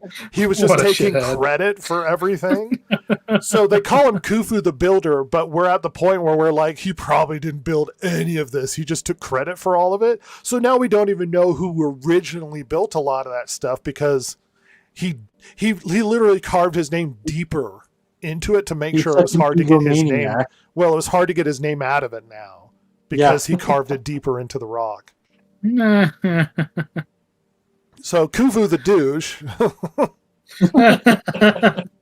Khufu the a-hole. taking credit for monuments and great works that he probably had nothing to do with. Oh my god, that's so funny. What makes it really hard to date and then find out for sure who. And it's funny because the pyramids are so incredibly old that they could have been there for 2,000 years, and you'll have people walking around Egyptian pharaohs and stuff like going, we don't know who built these. Yeah. Like it was so long ago, they're confused. Yeah. Right. They were talking about the Great Pyramids of Giza being built closer, like what was her name? Oh, Cleopatra. Closer to our time than the building of the Great Pyramids. Well, that's how old they are. Yeah. Like she's closer to us than she was to the original building of the pyramids. and so they are old pieces of work. Just massive constructions and not really built by slaves with recent findings. Yeah, it turns out it was just something you did as a citizen. They had paid long-term craftsmen and artisans that did it throughout their life. Because they found like worker huts and all that who just spent all their time building it. Ancient history is fun, everybody. Yeah, And it's something that get the Odyssey right. well, it's more worth caring about than some Spooderman or whatever. no, Spider-Man. Well, Ross, going down the road to more black content. Oh yes. We have the movie Children of Blood and Bone. Now, to give you a little bit of preface to this, Kathleen Kennedy of Lucasfilm desperately wanted to make this movie. She was hunting to try and get this movie done for a long time, and she just couldn't get it worked out for whatever reason. And it was Paramount that picked it up. Secondly, this was written in 2017 by a woman as a reaction to the BLM riots. I guess her distraught of what had happened with BLM. Yeah, the early days of it. It is basically a black-centered, African-centered fantasy with magic and whatnot. Also, well, I'll get into that a little bit later. So, we got a trailer for this movie. The writer of this film is really upset about this movie. Yeah. She is quoted as saying, "It's the worst thing I have ever lived through." Adapting the novel for the big screen. She left the set of the Paramount production hyperventilating and sobbing, adding, "I never want to hear about this project again." Jesus. It seems like she may be a very sensitive individual who holds things emotionally close to her, and she took difficulties with what was happening very close to her, which all sympathy to her in that situation. But to be fair to this, she sold the rights to her film before the book was published. Oh. Wow. So I don't know about this being overly sensitive and upset about the process when you were literally trying to gain bank off of the success of the book that hadn't even been published yet. Your BLM book. And she wrote it during a time where studios were desperate for black-centered content to put out, which also makes me confused. Like, is there not a lot of black fantasy stuff out there? Because they sold the rights to this film before it even published, which tells me, I guess they were out there to buy any old thing written by a black author centered on black characters with black fantasy and magic and all that. I've seen the trailer, so has Ross. It's fine. It seemed kind of dull for the first part of it, then they finally had action near the end. I think the biggest criticism Is at no point was I upset that there wasn't diversity in it, because it's set in Africa and it's about black magic and characters, and I'm perfectly fine with that. The hypocrisy when it comes to the Odyssey, however, is really shit, because you insisted there had to be diversity in the Odyssey, and there's not one white person in Children of Blood and Bone, which I don't think there needs to be one white person in Children of Blood and Bone. There doesn't. Yeah. But I'm the racist for pointing out that Helen of Troy wasn't black. So if you are perfectly fine and happy that there are no white people in Children of Blood and Bone, you should have also criticized the Odyssey. And if you didn't, you're a hypocrite piece of shit. Yep. I said it. Live with it. Let's see. She also said that people involved with the film had continued to antagonize her. Like, they were tagging her on, like, Twitter and TikTok and whatnot. Gee, I wonder which actress did that. Amandla. Yeah. Stenberg. What I'm about to share is not a secret to the people involved. She did a video talking about this. It's a reality that I've had to live with for about a year and a half, and everybody involved, at least at the highest level, has been made aware of this reality, and they haven't done anything to make it better. If anything, they've only antagonized me, and I accept that, but I also accept if I don't say something, I think it's just going to be worse. She continued, I'm not going to speak on what I've endured to make it through the young adult trilogy. I'm not going to speak about everything that I also suffered through or endured to make an adaptation reality. I'm actually only going to speak about what happened after I left that set on my own film adaptation, hyperventilating and sobbing. There are many witnesses, so it's not really a secret. I came back to America and suffered such severe somatic pain and so many panic attacks. I knew it was so bad that I would never be able to watch this film, and I made peace with that. All right, Princess. Believe it or not, there's a lot of weird black criticism of this film, because Amandla Stenberg's character is described as being very dark, and now they're shitting on her for not being dark enough. No. Which is really awful and more racially charged than you would expect people who really want this movie to happen. But Yeah. People are so. oh no, like here's the funny thing. Here. People who are racially charged and constantly talk about racial politics are very racist. And the people who are obsessed with, well, we need this and we need black representation, will also get upset about the shading.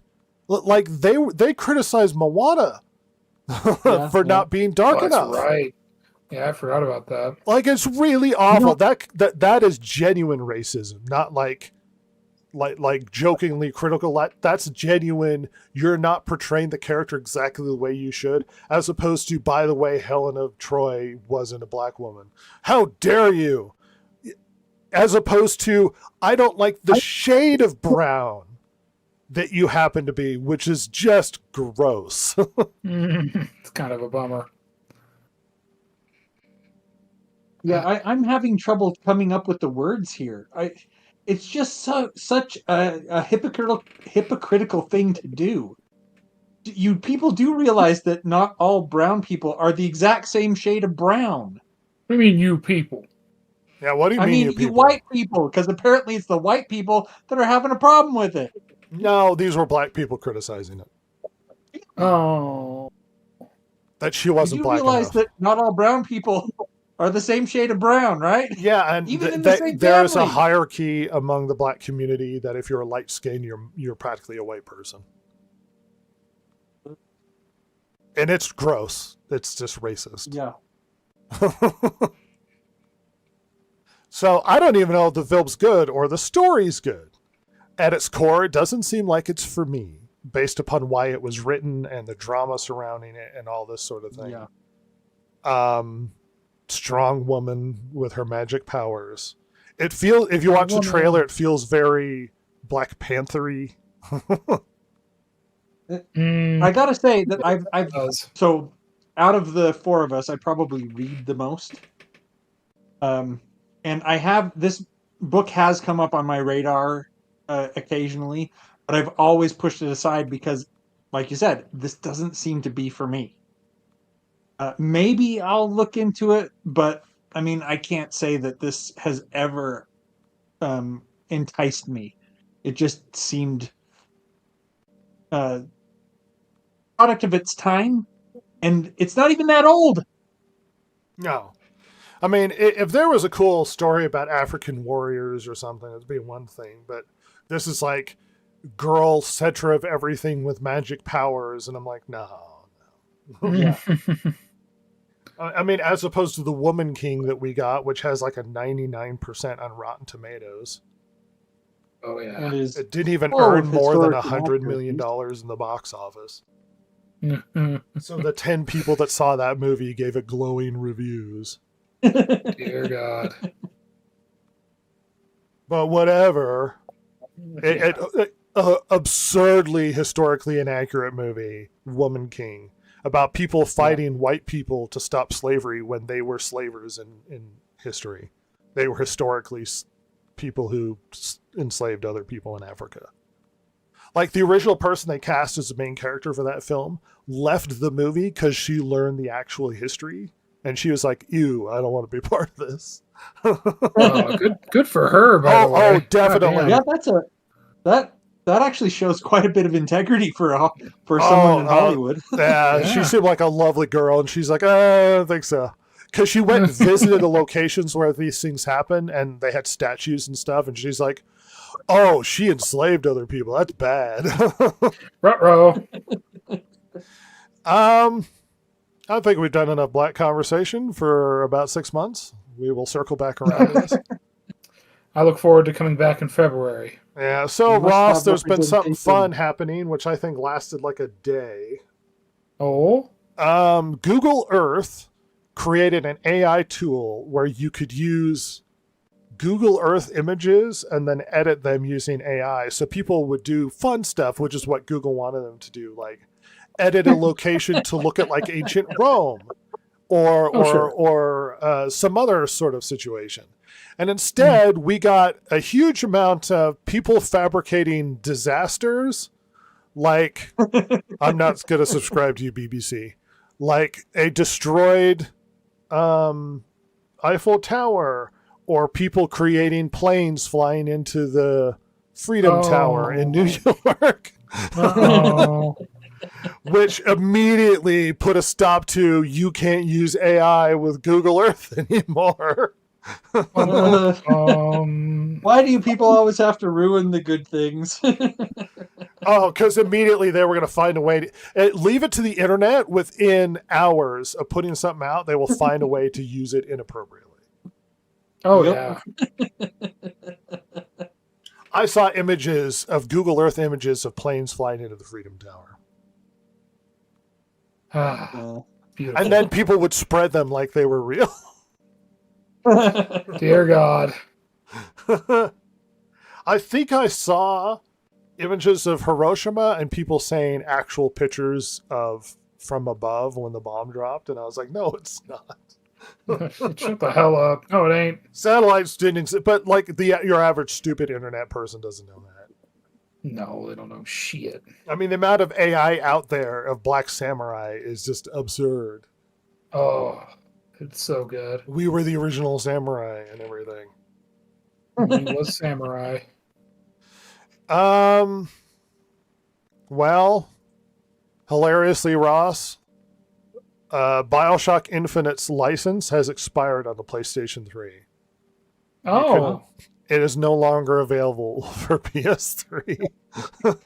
how does that even happen? I Wait, don't know. Oh. Because, like, you know, whenever you hear about this, then you hear what really, it's like, oh, it's because of, like, music and stuff, right? Yeah. But, oh my God, that is, well, your digital world, folks. Enjoy. It's going to be great, isn't it? Amazing. Granted, it is the worst Bioshock, so is much really lost. Yeah, Infinite's terrible. Well, something that no one's shocked has happened has finally happened. Famous sex cultist Jared Leto has had accusations of impropriety I don't Shocked. I don't know Shocked how to you hear could be this. surprised that when you own a sex cult, it took this long for somebody to start accusing him of doing something wrong. Jared Sometimes you just Leto's gotta in the own hot an seat, island. and his cinema value is very low because he can't seem to make a movie that anyone enjoys, and his Mm-hmm. personal value is shrinking because believe all women, Jared Leto.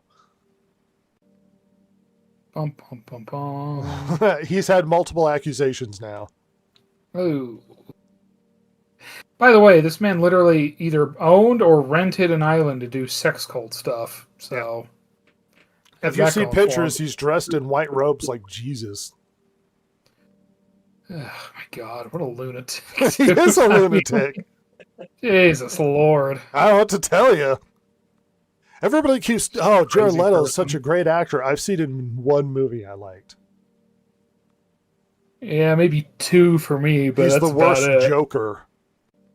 Oh, He is yeah. the worst Joker. There is no doubt about that. That is just plain truth. Silver liked him in He-Man, did you, Silver? Oh, he was fine as a voice. Yeah, But my Silver gosh, hates It's He-Man. Morbin time. Yeah, Oh, Morbius. Morbin time. I like Morbius, but ironically, not that I actually like it. Oh my gosh, it was. You like it because of how bad it is? Oh, it's bad. Yeah, it's really I stupid. wanted the movie to be good. Real dookie. Yeah, Silver gets excited about vampires. Especially weird, self-made genetic vampires. That's right. That Well, Ross, Yes. a private team has been trying to create a single-player Tarkov. And according to the developers, they recently received a trademark violation from Battlestate Games, and they are forced to shut down their project. Oh. But there was a That's a huge bummer. effort that's been going on for some time to create a single-player Tarkov, and, well, they were forced to stop. Well, you just have to deal with all the sweats, everybody. Sorry. That was news for Ross, the only one That's sad. who would care. Yeah, I'm pretty much. And you know what's also news for Ross, which we all thought was really fun? So Mr. Green, famous science YouTuber, admits that he has a healthy, unhealthy relationship with AI after facing backlash over recent videos. So Hank Dear Green, God. Ross, what happened with Hank Green? What could Well- what could have happened? What happened? Well, it appears he was one of his more recent vidges. He was speaking, and it sounded like what he was saying was reading off of a script from AI, and 'Cause people it thought that was very odd. was. Uh-oh. And then he did kind of later admit that he's been using too much AI, and he kind of like gave in. Which don't do that, folks. And B, also tried to make himself the victim out of it, which is gross. Don't do that either. Well, to clarify, Hank Green, I don't care for him. He's always come across as smug and douchey, like he's smarter and knows more than you, and talks down to people that don't understand the topic or the science as well as he claims that he does. And that's part of why it was such a downfall for him, because we all figured out he's been using AI to write his scripts. And when we found out, his reaction was to play the I'm the victim, like Ross said, and quote, the level of dopamine I've been getting from interacting with LLMs is not healthy for me, so I need to step back. Like somehow it's not his fault. He's been cheating his self-absorbed I'm smarter than you videos by using AI, and then claiming that he had a dopamine addiction to using AI, and he needs to go through what is he needs to step back and go through rehab? Like, what's the plan here? Yeah, I mean, it's literally the move you make when you get caught cheating, and then you just go, "I'm a sex addict." It's like Yes, that that's the classic, exact- like celebrity move, right? Yep. Mm-hmm. I mean, that was the downfall of multiple internet personalities. What Oh yeah. that British wrestling Was it What Culture Wrestling?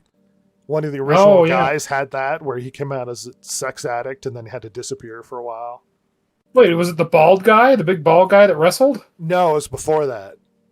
Old. One of the original guys, and he was the best one on the show. Naturally. I think the original Tobuscus from back in the day had that, where he's like, I'm a sex addict, or he had some weird accusation from a girlfriend, and he completely disappeared. And he was one of those original Let's Play Minecraft people. Like, this has been a thing. That's the strategy of I have a disease. But it's ironic coming from somebody like Hank, who acts like I know the science and the facts. Like, he leaned hard into certain topics that people don't care about at the moment. Mm-hmm. Anyway, did I bogart your point, Ross? Nope. No. Yeah, he puts that was that educational videos. Yeah, he was a big science man, like video thing. That was his big thing on YouTube forever and ever, and which is fine. But yeah, I love him getting caught using something that is completely verboten by his base. It's very funny to me. Yeah, it's really you could tell that we don't use AI because our content's bad. Yeah, we just use it for some imagery, I guess, and that's about it. Well, not for our opinions. No, God, no. My Lord, no. Or our research. No. Have I used AI for my first rants? A long time ago, I used it a bit, but it was bad because I would use it to. I would use it to outline, so it would take outlines and then it would fill in between.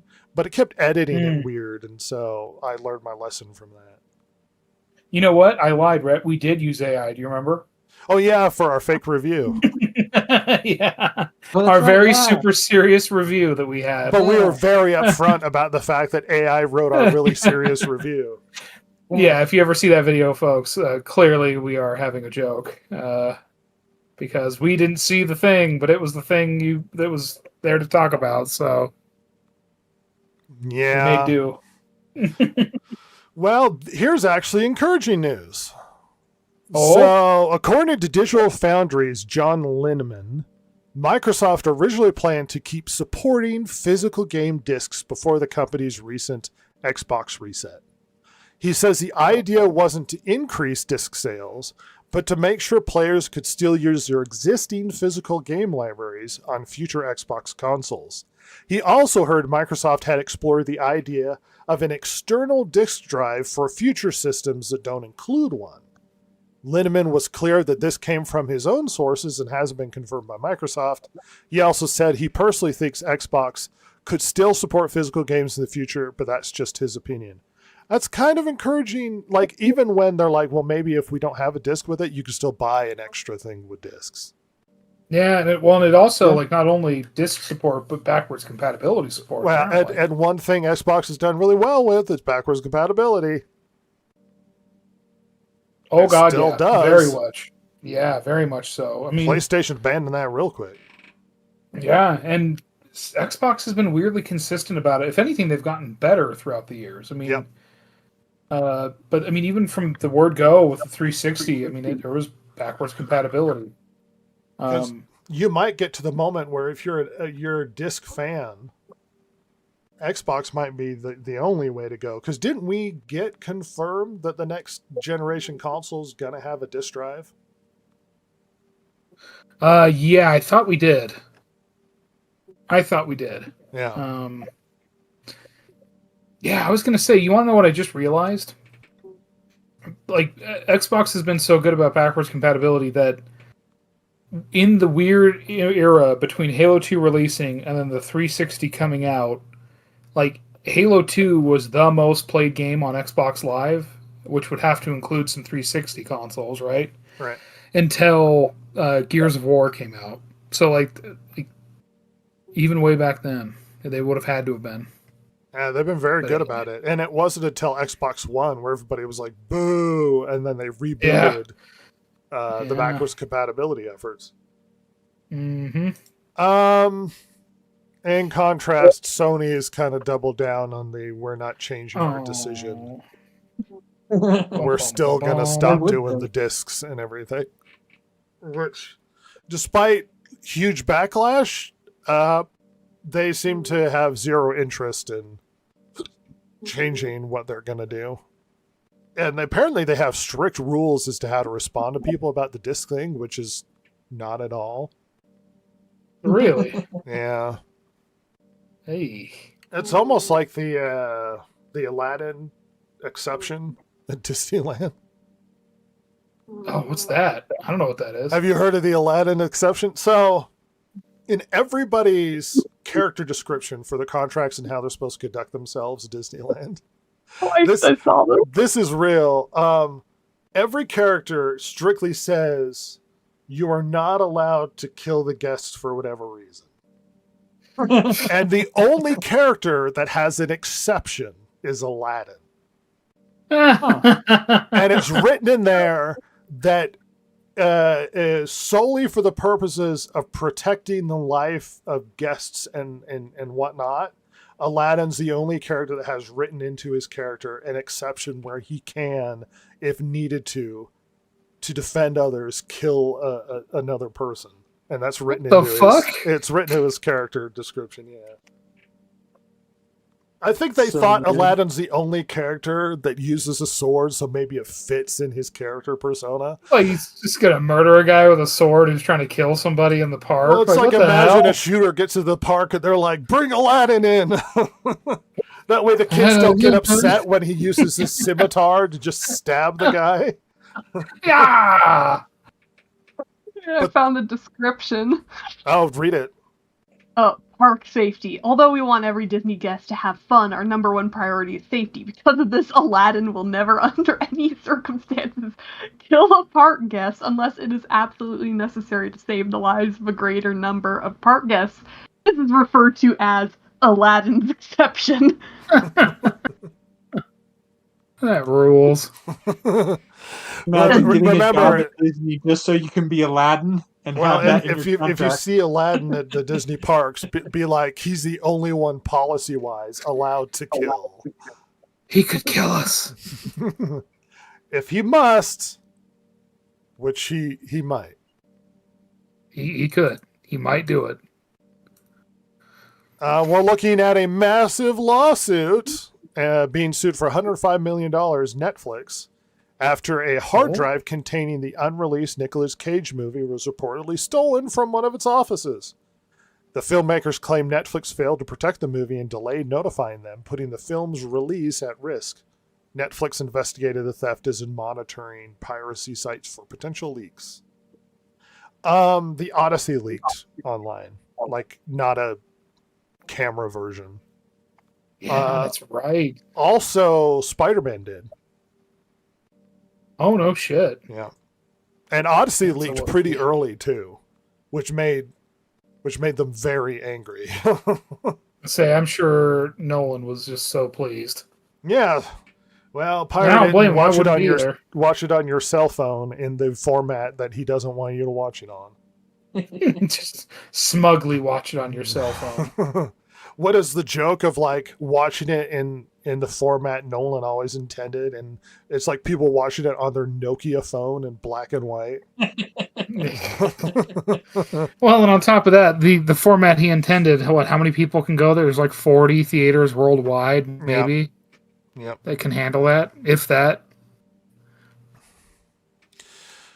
Well, here's an interesting story. Tencent-backed Last Sentinel, an open-world sci-fi game once expected to rival GTA. That was never going to happen. No. Could be canceled after 6 years in development. Around 80 developers at Lightspeed LA have reportedly been laid off after poor internal playtests and years of development issues.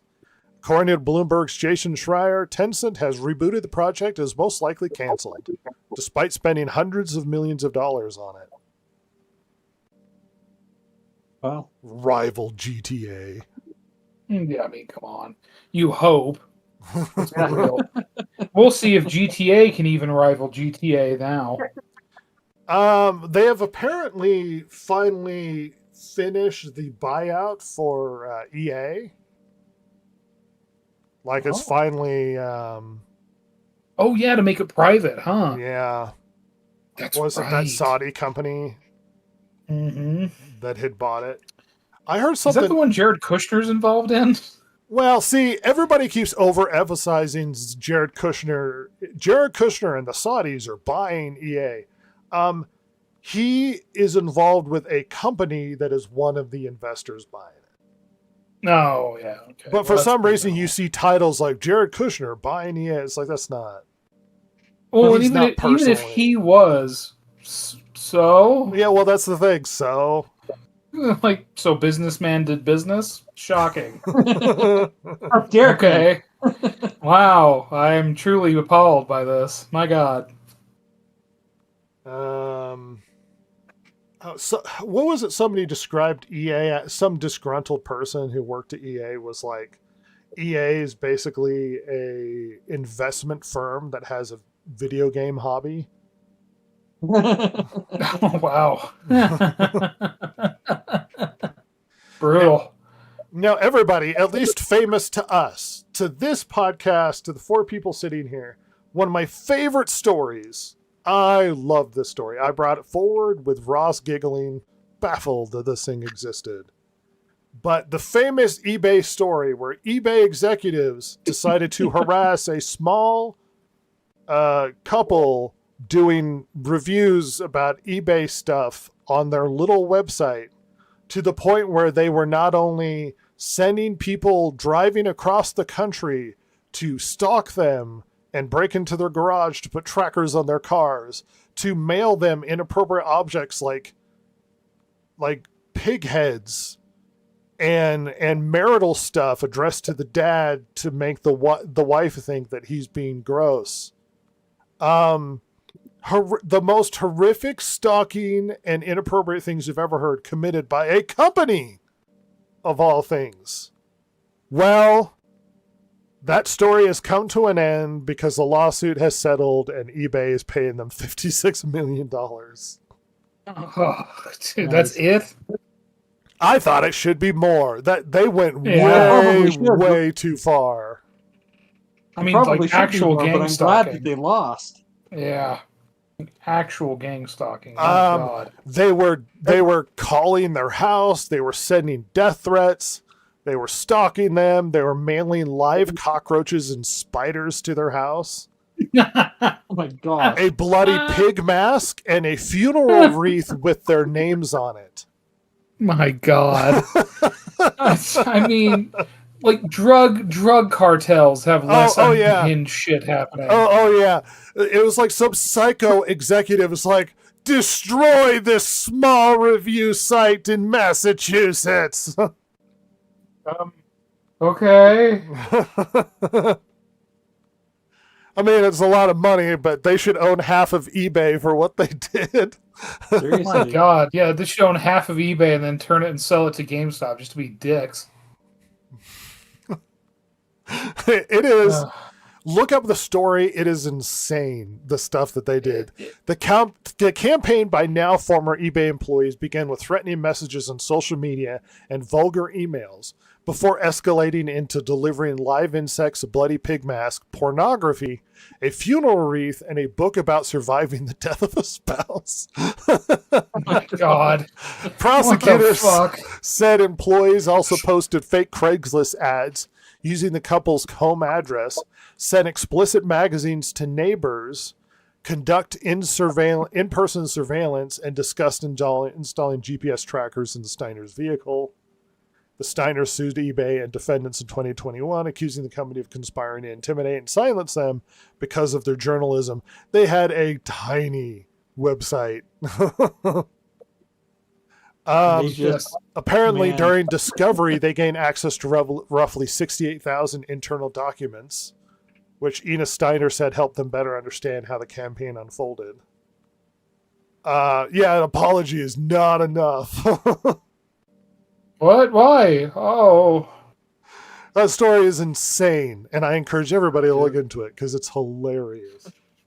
It is crazy. The fact that this was just a review site about the ongoing stuff with eBay, and they freaked out so hard they were gang stopping a middle-aged to elderly couple. Like, my God. They had people drive from California to Massachusetts to harass them. To Good use stalk of them on the company internet. time and effort and Yeah. money. Yeah. I mean, you know what? Honestly, part of me thinks how hilarious it would be. Like, first they should make a movie about this. Well, how hilarious would it be to be that psychotic executive sitting there looking at this small site reviewing eBay purchases and being like, "Destroy them! This is eBay, damn it!" Kill! What, like you're Microsoft and you're twiddling your evil mustache or something? Like, how dare they speak ill of Master eBay? We shall destroy the small couple. And oh my gosh. Why did it bother him so much? It was so stupid. It's so dumb. The greatest It's not like they tactic were- would be ignoring him. Seriously. Oh, yes. It's not like they were saying their mother was fat or like a whore or anything. My God. If I recall, the pornography thing is they were like labeled that it was theirs and they would deliberately deliver it to the neighbors to make them seem like they're perverts.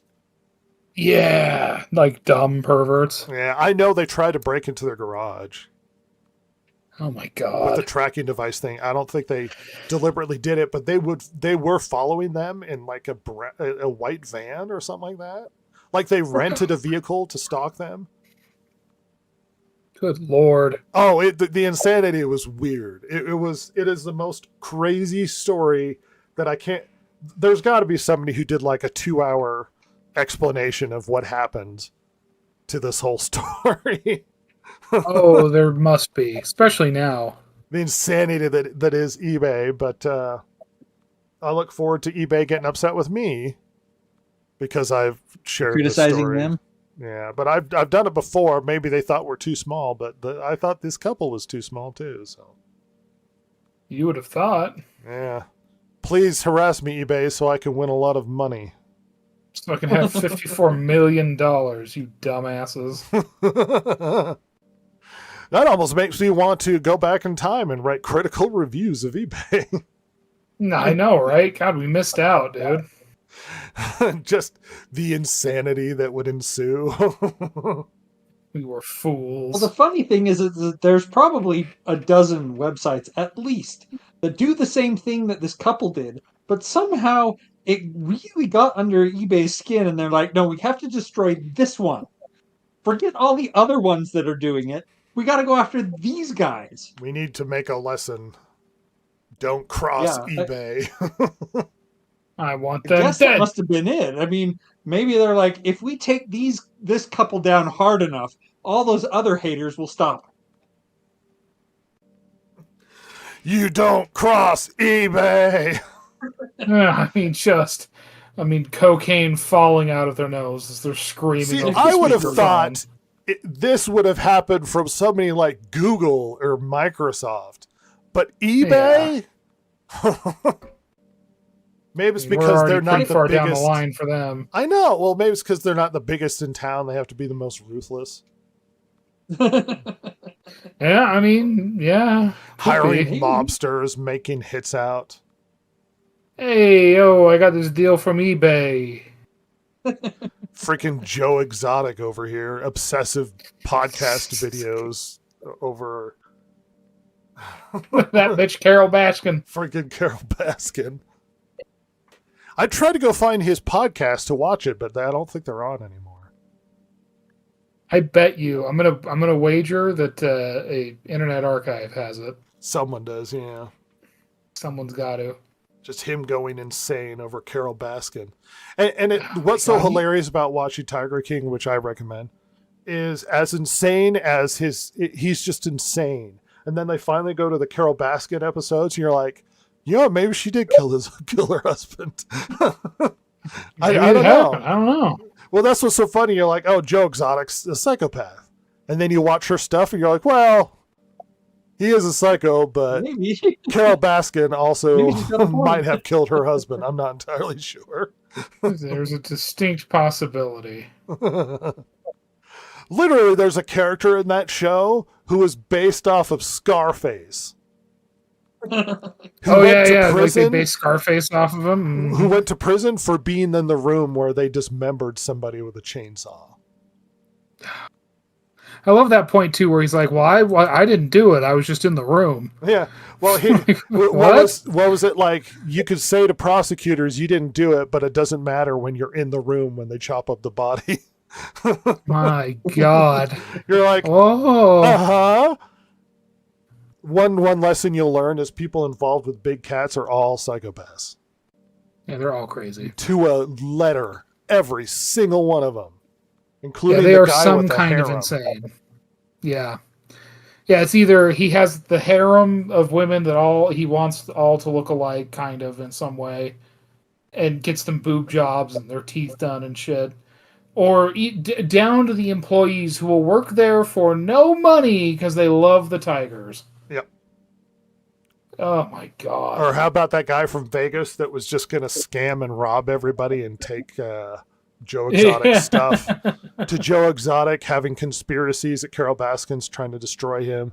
To Carol Baskin being the weirdest psycho. It's funny, she criticizes Joe Exotic for being for profit, but then she has all these slave labor that work for free, and she still gets money off of having the Excuse me, Rhett, they're volunteers. yeah. Do you remember that moment where she was like, they're colored based upon tier, and if they're low enough color, she doesn't even bother knowing their names. Yeah. Just, I mean, the Vegas guy just being like, he's like a weirdo swinger. Yeah, yeah. With an Ugh. affliction T-shirt or whatever. Oh yeah. Oh. Guy that's like, oh yeah, we suspect that he kills the kittens as soon as they age out. Yes. Yeah. Because they get too expensive to keep. Yeah, they get old enough, and then he kills them, and then he buries them out there, which is illegal.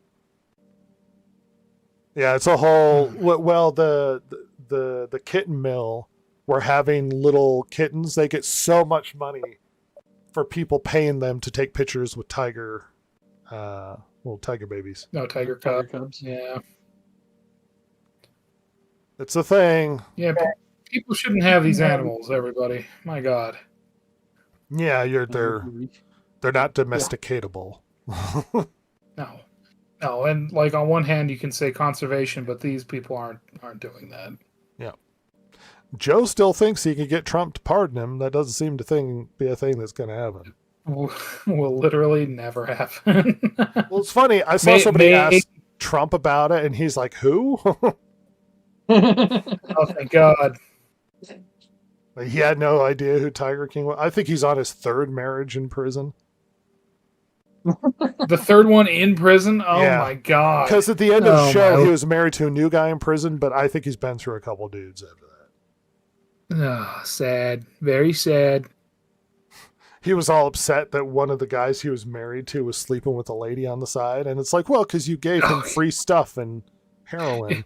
You gave him drugs. He's a meth addict, you lunatic. My God.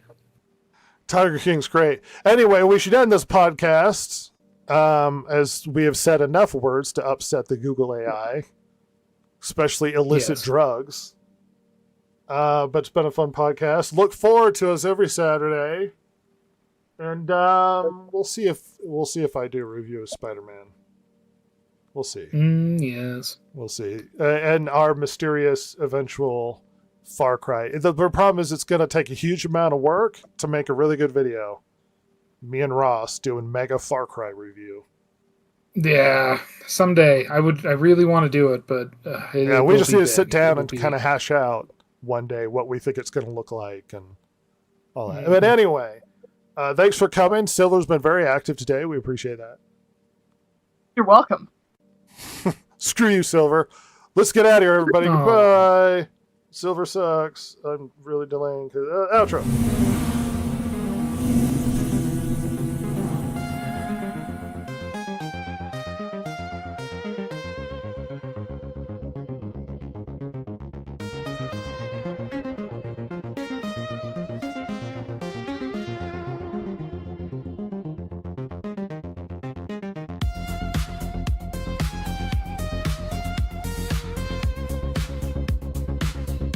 If you like the show, follow Rhett, Jason, Ross, and Silver, the world's most lethally stupid internet personalities, on Twitter at DG Podcast or on Instagram at Distracted Gamers.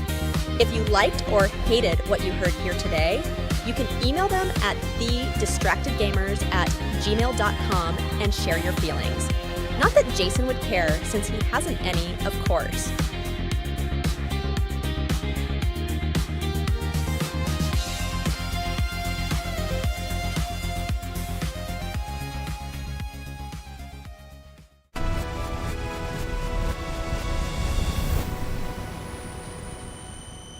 I'm as mad as hell, and I'm not going to take this anymore!